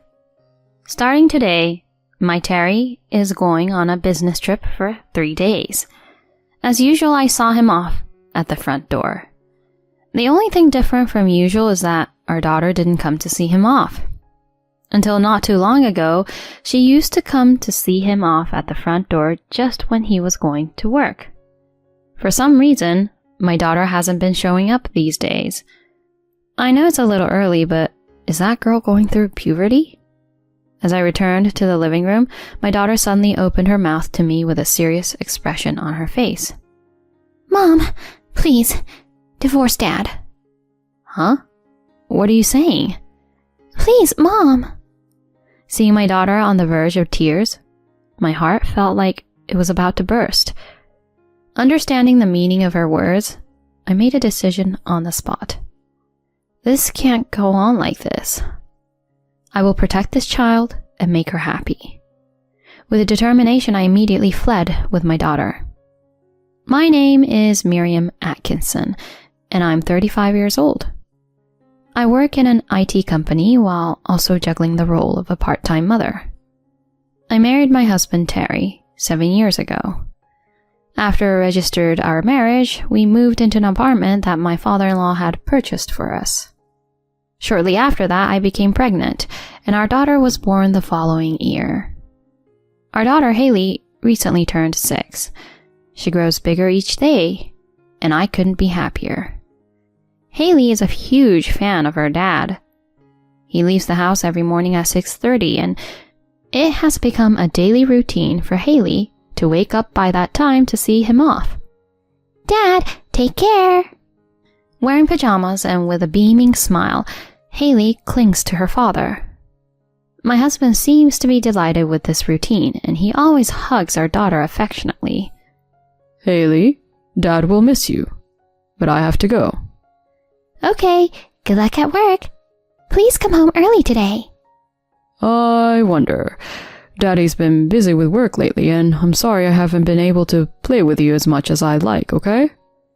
No, I know Dad is working hard, so I can be patient. You're amazing, Haley. Haley, do your best at school too. Okay, I have an English test today, so I'll do my best. Every morning, this heartwarming conversation between husband and daughter unfolds. Such ordinary days were my happiness, but recently there's one thing that worries me. Lately, my husband has been coming home late. His company always had occasional overtime, but lately it's been more frequent, and he comes home late often. We used to have dinner together, but nowadays, most of the time, our daughter and I eat alone. On this day, as I was preparing dinner, my daughter Haley spoke to me in a hushed voice. Hey, Mom, is Dad coming home late again today? Yes, it seems that way. Dad's been really busy with work. But you know, Dad is working hard for you and Mommy, Haley. Yeah, I understand. But I want to be with Dad more, like before. You're right. It's lonely. We haven't been able to go out lately. Yeah. Over the past few months, my husband has been working late and often working on weekends as well. He's been tired from consecutive overtime and weekend work, and on his days off, he tends to just relax the whole day. Our daughter, perhaps out of consideration for her father, never says things like, "I want to go out," or "I want to play in front of him." She probably understands that her father works hard every day and comes home tired. While I'm grateful for the kind child she has become, it means she's had to endure a lot. Thinking that it's not good for our daughter to continue like this, I decided to discuss it with my husband.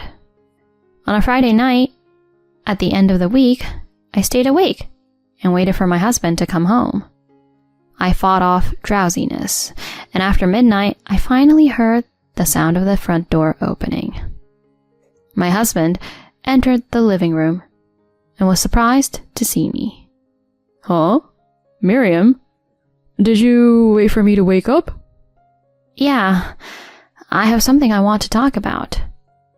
Something you want to talk to me about? Yes, I'm sorry to bother you when you're tired, but it's about Haley. Mentioning our daughter's name, my husband sat in front of me with a serious expression. Is something wrong? I immediately began the conversation with my husband.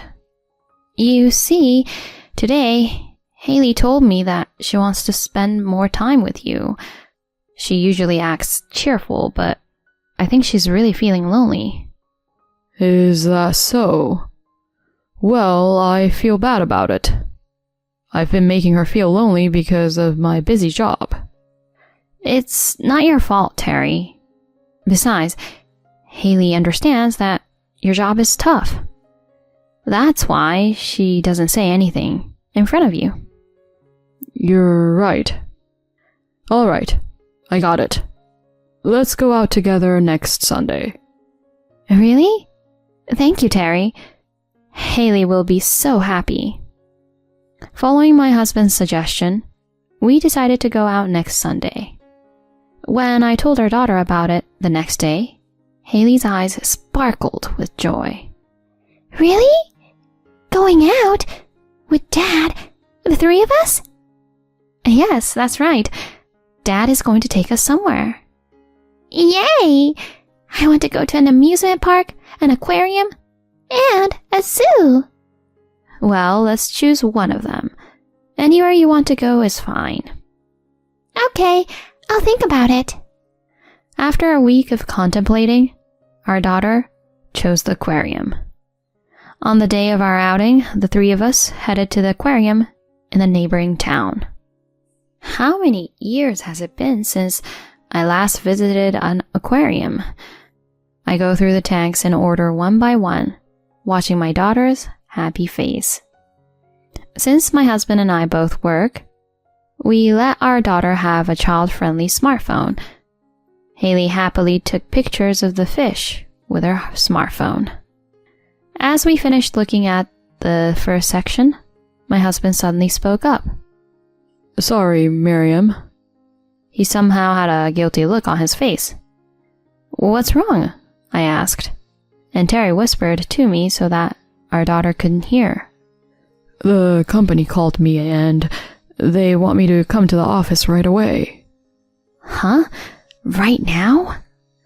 Yeah, well, if I've been called in by my boss, I can't really refuse, can I? I'm sorry, but both of you can take the train home.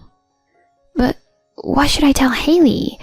We finally gotta go out together today.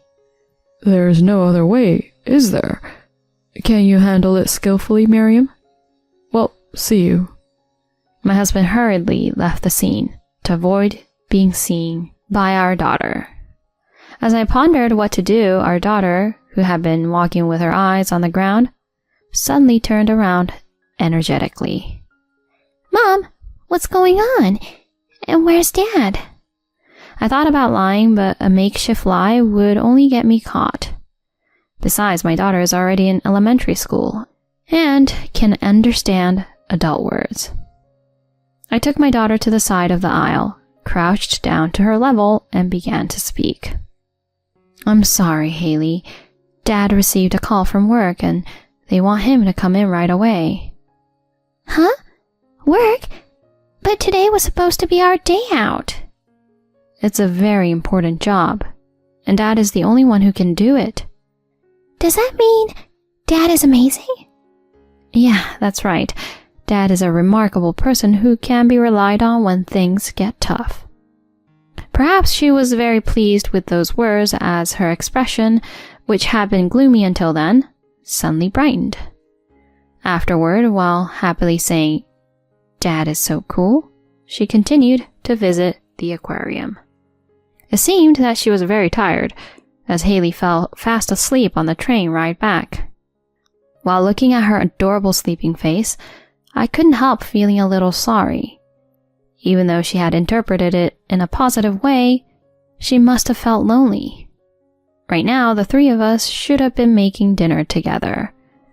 I understand that his job is busy, but I wonder if this situation will continue like this indefinitely. Despite my husband's best efforts, my anxiety inevitably takes precedence. How long will these days like this continue? Will I have to make our daughter feel lonely for the foreseeable future? Thinking about such things made my chest feel somewhat heavy. However, there's nothing I can do right now.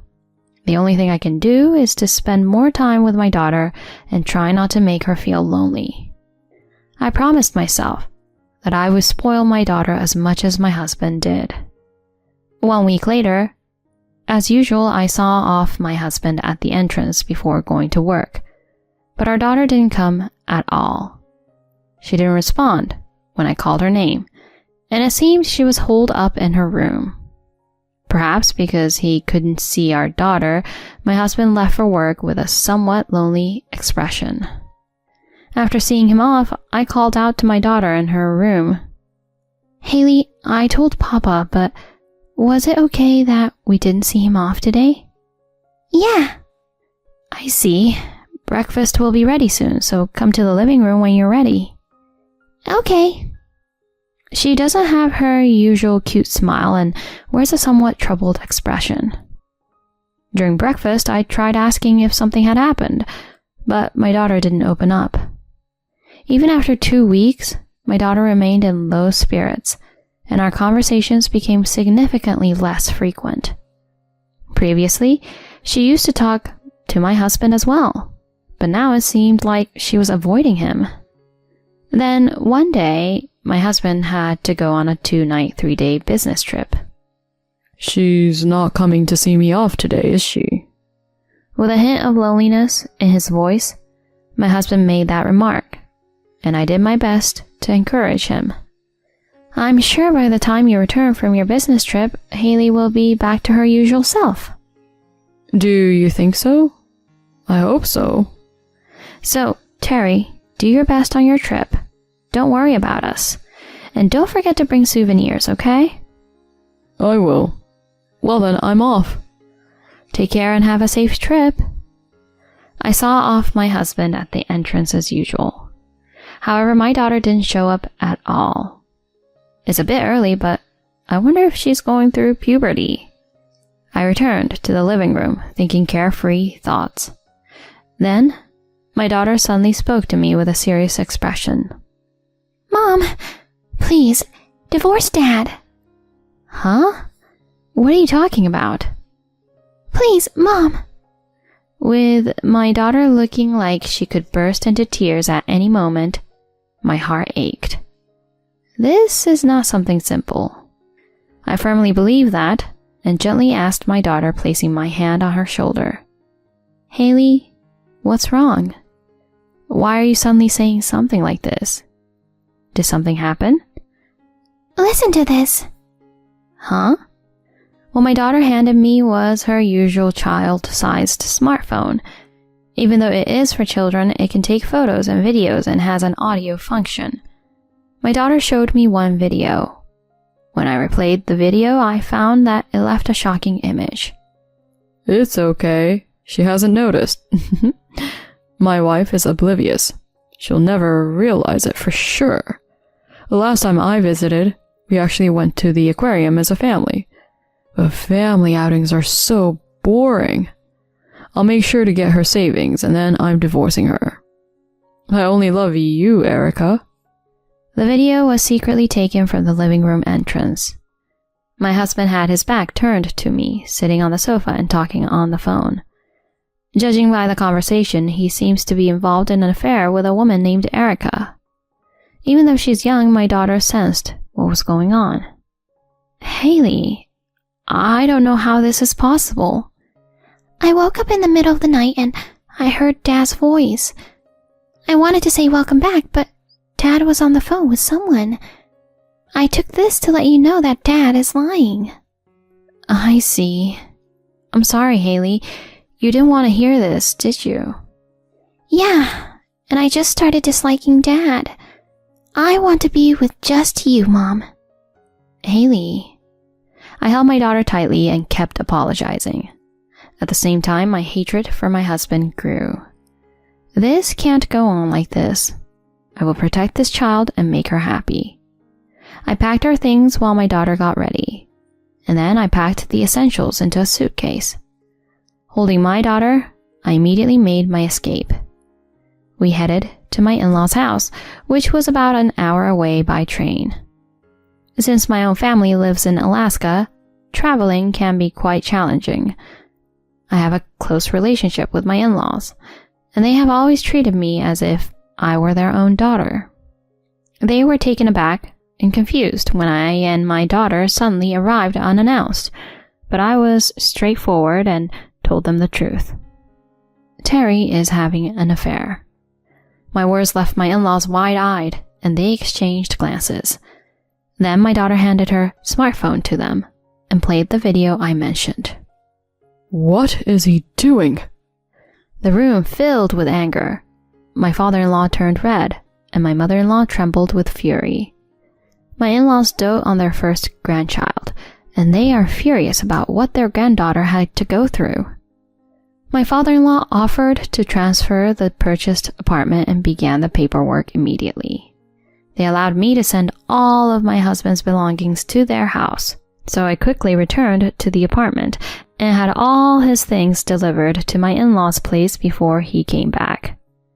2 days later, while having dinner at home with my daughter, there was a loud noise at the front door. However, we had already changed the locks, so my husband couldn't enter.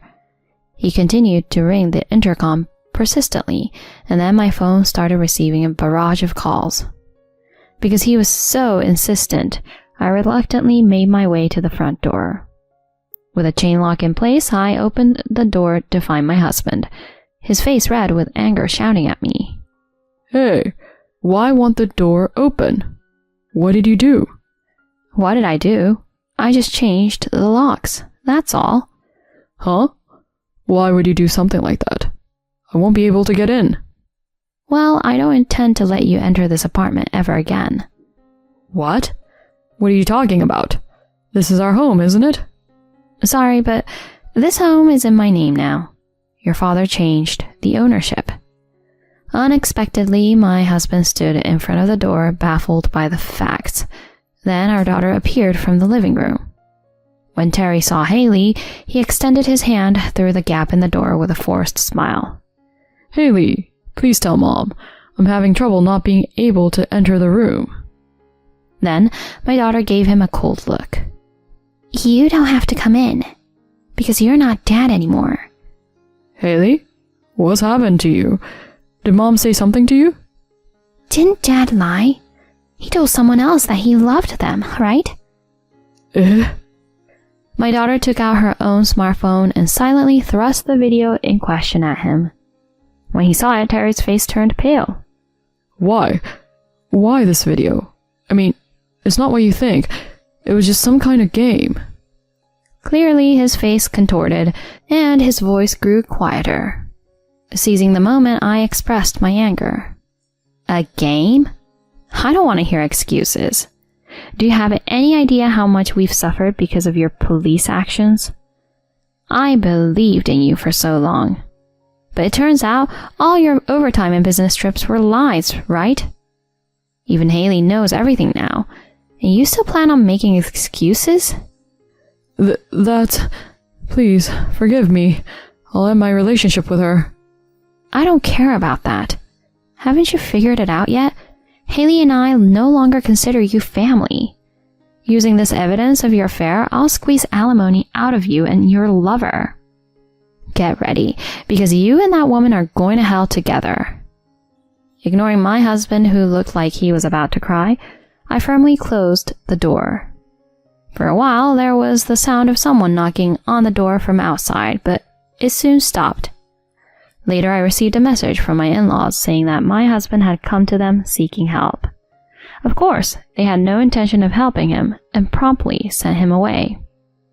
He had nowhere else to go, so he ended up crashing at his lover's apartment. The reason this became known is because the affair partner contacted me and exposed the relationship herself, saying, "The story is different." She even went to the trouble of sending me pictures as proof of the affair, as if she was trying to harass me. Based on that, I requested legal assistance for a divorce from my husband. Because of the alimony payments, Terry and his cheating partner's lives are changed forever. Now they blame each other and fight every day. Moreover, the affair partner used to be a receptionist at my ex-husband's company. Their relationship got exposed at the company, leading to the immediate termination of the affair partner's contract, and Terry got moved to a less promising department, ending his chances of promotion. It doesn't seem like they have a bright future ahead of him. On the other hand, I'm still living with my daughter in the apartment my father-in-law purchased for me. My daughter doesn't seem to be sad, but rather she appears more lively than before. Mom, on the next day off, I want to go to the amusement park. It's true, we haven't been there in a while. All right, let's go. Yay! Will you buy popcorn too? Of course. And should we get matching headbands? Sounds good. Let's wear them together. Since that day, it feels like my daughter and I have become close friends. I hope we can continue to overcome many challenges together in the future.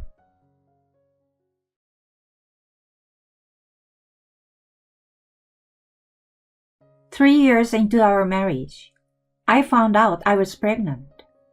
As a freelancer, I hadn't had income for a while, so I had to ask my husband to help with our living expenses. And then, my husband said this, looking down on me.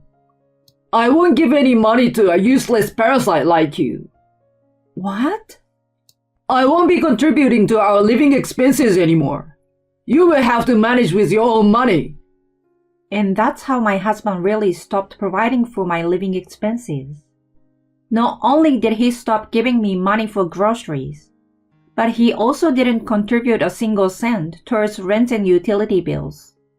What's worse, he finally also started dipping into my savings for my single days. I won't forgive him. I will make him regret this. And so, my retaliation began. My name is Serena Ferguson. I'm a 30-year-old working wife. I met my husband Jonathan when I was single and working at a design company. I joined the company as a designer, and Jonathan worked in sales. We became close as we worked on several projects together. After being invited by Jonathan to have a few meals together, we started dating. In our second year of dating, Jonathan proposed to me. Serena, will you marry me? I will definitely make you happy. Jonathan, thank you. Of course I will marry you. As I gazed at the ring he had just given me, Jonathan said, There is one thing I'd like to ask. What is it? After we get married, could you quit your job? It would be awkward for us to work at the same company as a married couple, don't you think? I was taken aback. At that time, I was at a high point in my career as a designer, and I was considered a valuable asset at the company. I enjoyed my work and felt fulfilled, so I couldn't accept his request right away. But I want to keep working even after we get married. In that case, why don't you switch to a different company or become a freelancer? Come on, Serena, please. Well, I understand. And that's how I ended up leaving my job at the company. My boss at the time, Michelle, who was a good friend of mine, and others were sorry to see me go. On my last day of work, Serena, it's sad to part ways even though we've been working hard together. I feel the same way. Let's stay in touch, and we can go out for a meal sometime. I, too, left my job with a heavy heart because deep down, I wanted to stay at the company. We then rented an apartment near Jason's office, and our married life began. Upon getting married, I decided to become a freelancer working from home. When I informed Jonathan about this, he said the following. Oh, being a freelancer is fine, but remember, we agreed to split the living expenses evenly. We had discussed this before getting married, that we would both work and split the household expenses. However, it was at Jonathan's request that I quit my job and had to start from scratch to find clients. That being said, could you consider giving me a bit more until my job stabilizes? since I have no income from the company now, and I will need to start looking for work from scratch. Even after I said this, Jonathan only made a displeased face. Huh? Don't be so dependent. Are you trying to rely on me like that? I like the independent you know. I understand. In this way, I ended up shouldering half of the household expenses, even during difficult times. Fortunately, I received a severance package, so I continued to break into my savings to supplement the household budget. Jonathan should have been earning sufficient income, yet he only contributed exactly half of his salary to the household. Even though the household expenses are shared, he didn't do any chores. So as a result, I automatically took on all of the household chores. I managed to handle household chores in between my busy work schedule. And so, on a certain day in the 3rd year of our marriage, I found out I was pregnant. It was a surprising and joyful moment, as we had been having trouble conceiving. On the night when the pregnancy was confirmed at the OBGYN clinic, I told Jonathan, "Hey Jonathan, I think I'm having a baby." What? Seriously? I'm so happy. My husband smiled again and expressed his joy. I hadn't felt true happiness in a long time. However, right after that, a problem arose. My morning sickness was quite severe. I felt like I had motion sickness all day long and rushed to the toilet daily.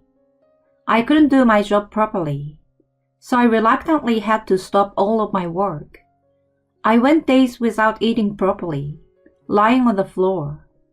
In the midst of this, Jonathan came home and called out to me as I lay in bed. Hey, Serena, what about today's meal? With the aroma of food wafting around, it's impossible for me, who is suffering, to prepare a meal. I'm sorry. I haven't been able to make food because I'm not feeling well due to morning sickness. Huh? What are you doing? Preparing your husband's meal is also a wife's duty, right? I'm sorry. Could you bear with frozen food for today? When I said that, Jonathan responded with annoyance. Frozen food? I don't want to eat that crap. I'm going out to eat. With that, Jonathan left without even asking about my meal. No words of sympathy, and he wouldn't do any housework either. I was growing increasingly frustrated with a husband who lacked understanding about my morning sickness, and his troublesome behavior didn't end there. One night, while I was lying down with a pale face due to nausea, Jonathan whispered in my ear, Hey, Serena, isn't it about time? Ignoring me, he tried to touch my body. I instantly grabbed his hand to stop him. What's wrong? Not allowed? Of course not. It's still early in the pregnancy, and you don't understand how tough the morning sickness is. I calmly told him this, but it seemed to make Jonathan angry. What's the matter? Taking care of your husband is wife's duty, isn't it? There is such a thing as timing and appropriateness. Haven't I complained multiple times about how hard morning sickness is? Come on, you sit there for a moment. Jonathan's words were so harsh that I woke up with a start. My husband crossed his arms and stared at me. Are you using morning sickness as an excuse to slack off on various things? Even if you say that, I can't eat properly, you know. Pregnancy isn't an illness, you know. It doesn't give you the right to neglect household chores or the wife's role. I couldn't help but get upset at his way of speaking.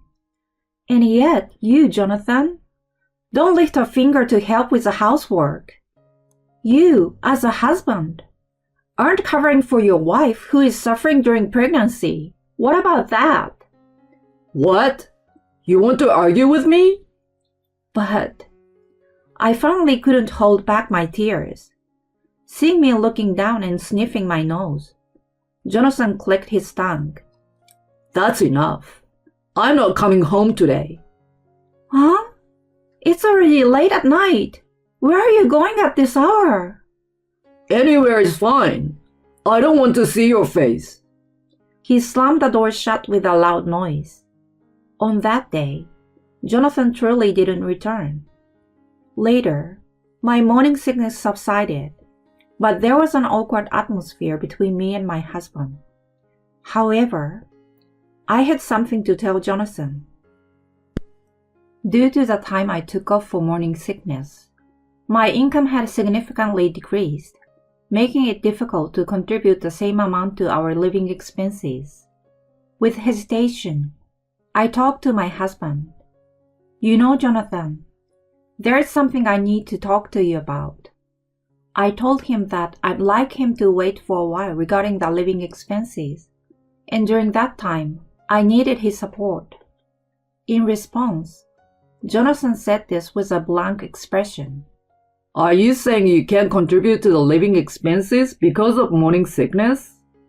Yes, I'm a freelancer, and there's not much I can do about it, right? I'm going to be working again when the baby is born. So I was wondering if I could ask for some money to live on until then. In response, Jonathan said this while looking down on me. I'm not giving money to a useless parasite like you. What? I won't contribute to the living expenses anymore. So figure it out with your own money. What? What are you saying? I'm pregnant, and the baby is going to be born soon. Jonathan sighed at my plea. If you don't want to be called useless, you better work hard with that big belly. Don't rely on me. I have no obligation to take care of the parasite like you. Ha! And so, Jonathan indeed stopped providing for the living expenses. Not a single cent for food, let alone rent and utilities. I had no choice but to dip into my business savings to make ends meet. While enduring this difficult life, I worked hard for the sake of our unborn child, even though my pregnancy was progressing. Aside from the business savings, I had about $50,000 in savings from my single days, but I didn't want to touch it unless it was absolutely necessary. During this time, my husband would still come home and freely enjoy the meals I prepared, despite not contributing to our living expenses. As my belly started to swell, he showed no concern, and he frequently mentioned working overtime and taking on weekend shifts, often leaving the house and completely neglecting all household chores. Although divorce had crossed my mind many times, I thought to myself, maybe Jonathan will change his mind when he sees the kid's face. I also don't want to act selfishly and take the child's father away. I continued to endure this kind of life, and one day, when I was 8 months pregnant, something unexpected happened. I received a sudden phone call from Michelle, a former colleague and friend. Hello, Serena. How have you been? It's been a while, Michelle. Thanks to you, I'm already 8 months pregnant. I'm doing well. Though I was exhausted from my busy work and frugal life, I replied cheerfully. Then, Michelle invites me to have a cup of tea after a long time. I agreed with that, wanting to let off some steam. 2 days later, we met up at the cafe and were happy to see each other again. As we enjoyed some cake, Michelle hesitated and began with a difficult topic. You know, Serena, I don't know if I'm allowed to say this, but... Huh? What, Michelle? How are things going with Jonathan lately? I was at a loss for words, and Michelle showed me something on her phone. It was a photo of Jonathan and an unfamiliar woman appearing close in an empty company meeting room. What's this? Well, there's been some talk at work about Jonathan and Julia, this female colleague. Michelle's story went like this. A young female employee named Julia joined the company a year ago and became Jonathan's subordinate. Over time, rumors began to circulate about their closeness, such as they went for a business meeting and didn't return for a long time, or they were seen getting close in the office. The photos Michelle showed me were circulating around the office. Is Jonathan having an affair? It's still just a rumor, and I don't have concrete evidence. I'm sorry for telling you this while you're pregnant, Serena. I was in shock, but appreciated Michelle's concern. She continued, Julia here actually seems to be doing well these days, bringing brand name bags to the office. Oh, really? You might want to check the financial aspect once. There are even rumors that Jonathan is financially supporting her. Yeah, I understand. I will check it out. The rumors that started circulating within the company coincided with a period when I was experiencing morning sickness. Julia, the woman who benefited from Jonathan after he stopped providing for my living expenses. There is undoubtedly a connection. After thanking Michelle and parting ways, I hurried home to check our joint bank account. To my shock, the checking account had decreased by about $15,000. Over the past 6 months, there have been several instances where Jonathan withdrew thousands of dollars.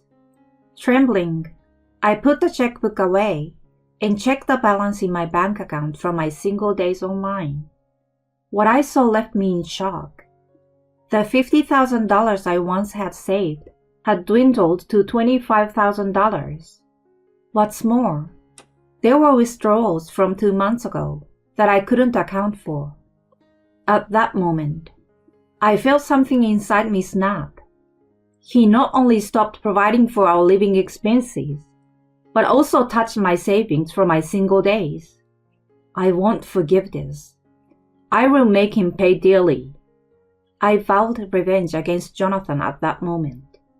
I then changed the PIN of my account and took steps to prevent further withdrawals. However, I decided not to confront Jonathan directly, but rather to gather evidence. I spent what little money I had left on hiring a private investigator to look into his activities. 2 weeks later, on a certain night, in a shady motel parking lot in the middle of town, I sat quietly in Jonathan's car, which he had parked there. Before long, Jonathan and Julia got into the car. Jonathan, unaware of me in the back seat, attempted to start the engine, and in that moment, I whispered to him like this, You seems to be having quite a bit of fun, didn't you? Gah! Jonathan jumped in surprise. Julia, too, froze and looked my way. Serena, why are you here? I knew you two were here together, so I decided to lay in wait. What were you two doing together? In a stern voice, I inquired, and Jonathan's eyes darted around. Well, a junior colleague at work wasn't feeling well, so I was just accompanying her. A Jonathan's feeble explanation. I threw a bunch of photos at him. In those photos were numerous pieces of undeniable evidence of their affair. There was no way to deny any of them. What the hell? You investigated me? Of course. You thought you could deplete people's savings and I wouldn't find out? Now, admit it with your own mouth. Reluctantly, Jonathan began to speak. My severe morning sickness had made it impossible for me to be intimate during that time, which is when Jonathan's relationship with Julia began. He had been buying things for Julia, who was younger and good at sweet talking, indulging her desire. Oh, I see. I understand now. Did this man also buy that designer bag for you, Julia? Julia held the designer bag in her hands with a pale face. Well, this is... You're an adult, so you should know what happens when you get involved with someone else's husband, right? I will demand compensation from you. Be prepared. Julia slumped in disappointment. Then Jonathan stammered as he spoke. We are not getting divorced, right? And a child is on the way. I won't do something like this again, I promise. I glared at Jonathan and shouted as I cut him off. There is no way that's happening, you fool. I'm divorcing you. And I'll definitely demand compensation for the affair and child support. You will return the money you spent, even if it means going to court. What? Jonathan turned pale and stammered. That's when I dropped another bombshell. By the way, it seems like both of you are doing indecent things during working hours, right? I've already sent proof of that to your company. Huh? If you do something like that... Look forward to your consequences, you scum. Both of you are going to hell. In this way, I left them in a state of panic, got out of the car, and left the scene. Later on, Jonathan and I got divorced. I demanded compensation for the affair and repayment of the money he spent from my single days. Jonathan paid it, and his savings were completely wiped off. We agreed on child support payments to be made monthly. As a result of my report to the company about their affair during working hours, Jonathan and Julia were both fired from their jobs. I also demanded compensation from Julia. Julia had to sell her designer items, but it still wasn't enough, so her parents helped her financially. Her parents were furious and forcibly took her back to their hometown. This marked the complete end of Jonathan and Julia's relationship. Jobless and broke, Jonathan joined a part-time job at a horror-themed park and worked as a costumed performer to find a new job. I hope he reflects on what he has done and lives the rest of his life responsibly. On the other hand, I safely gave birth to a lovely baby girl and returned to my parents' home. My freelance work is going well, and it seems I can manage to raise my daughter on my own. My daughter is growing up, receiving love from both my parents and friends like Michelle. From now on, I would like to live cheerfully and look forward to my daughter's growth.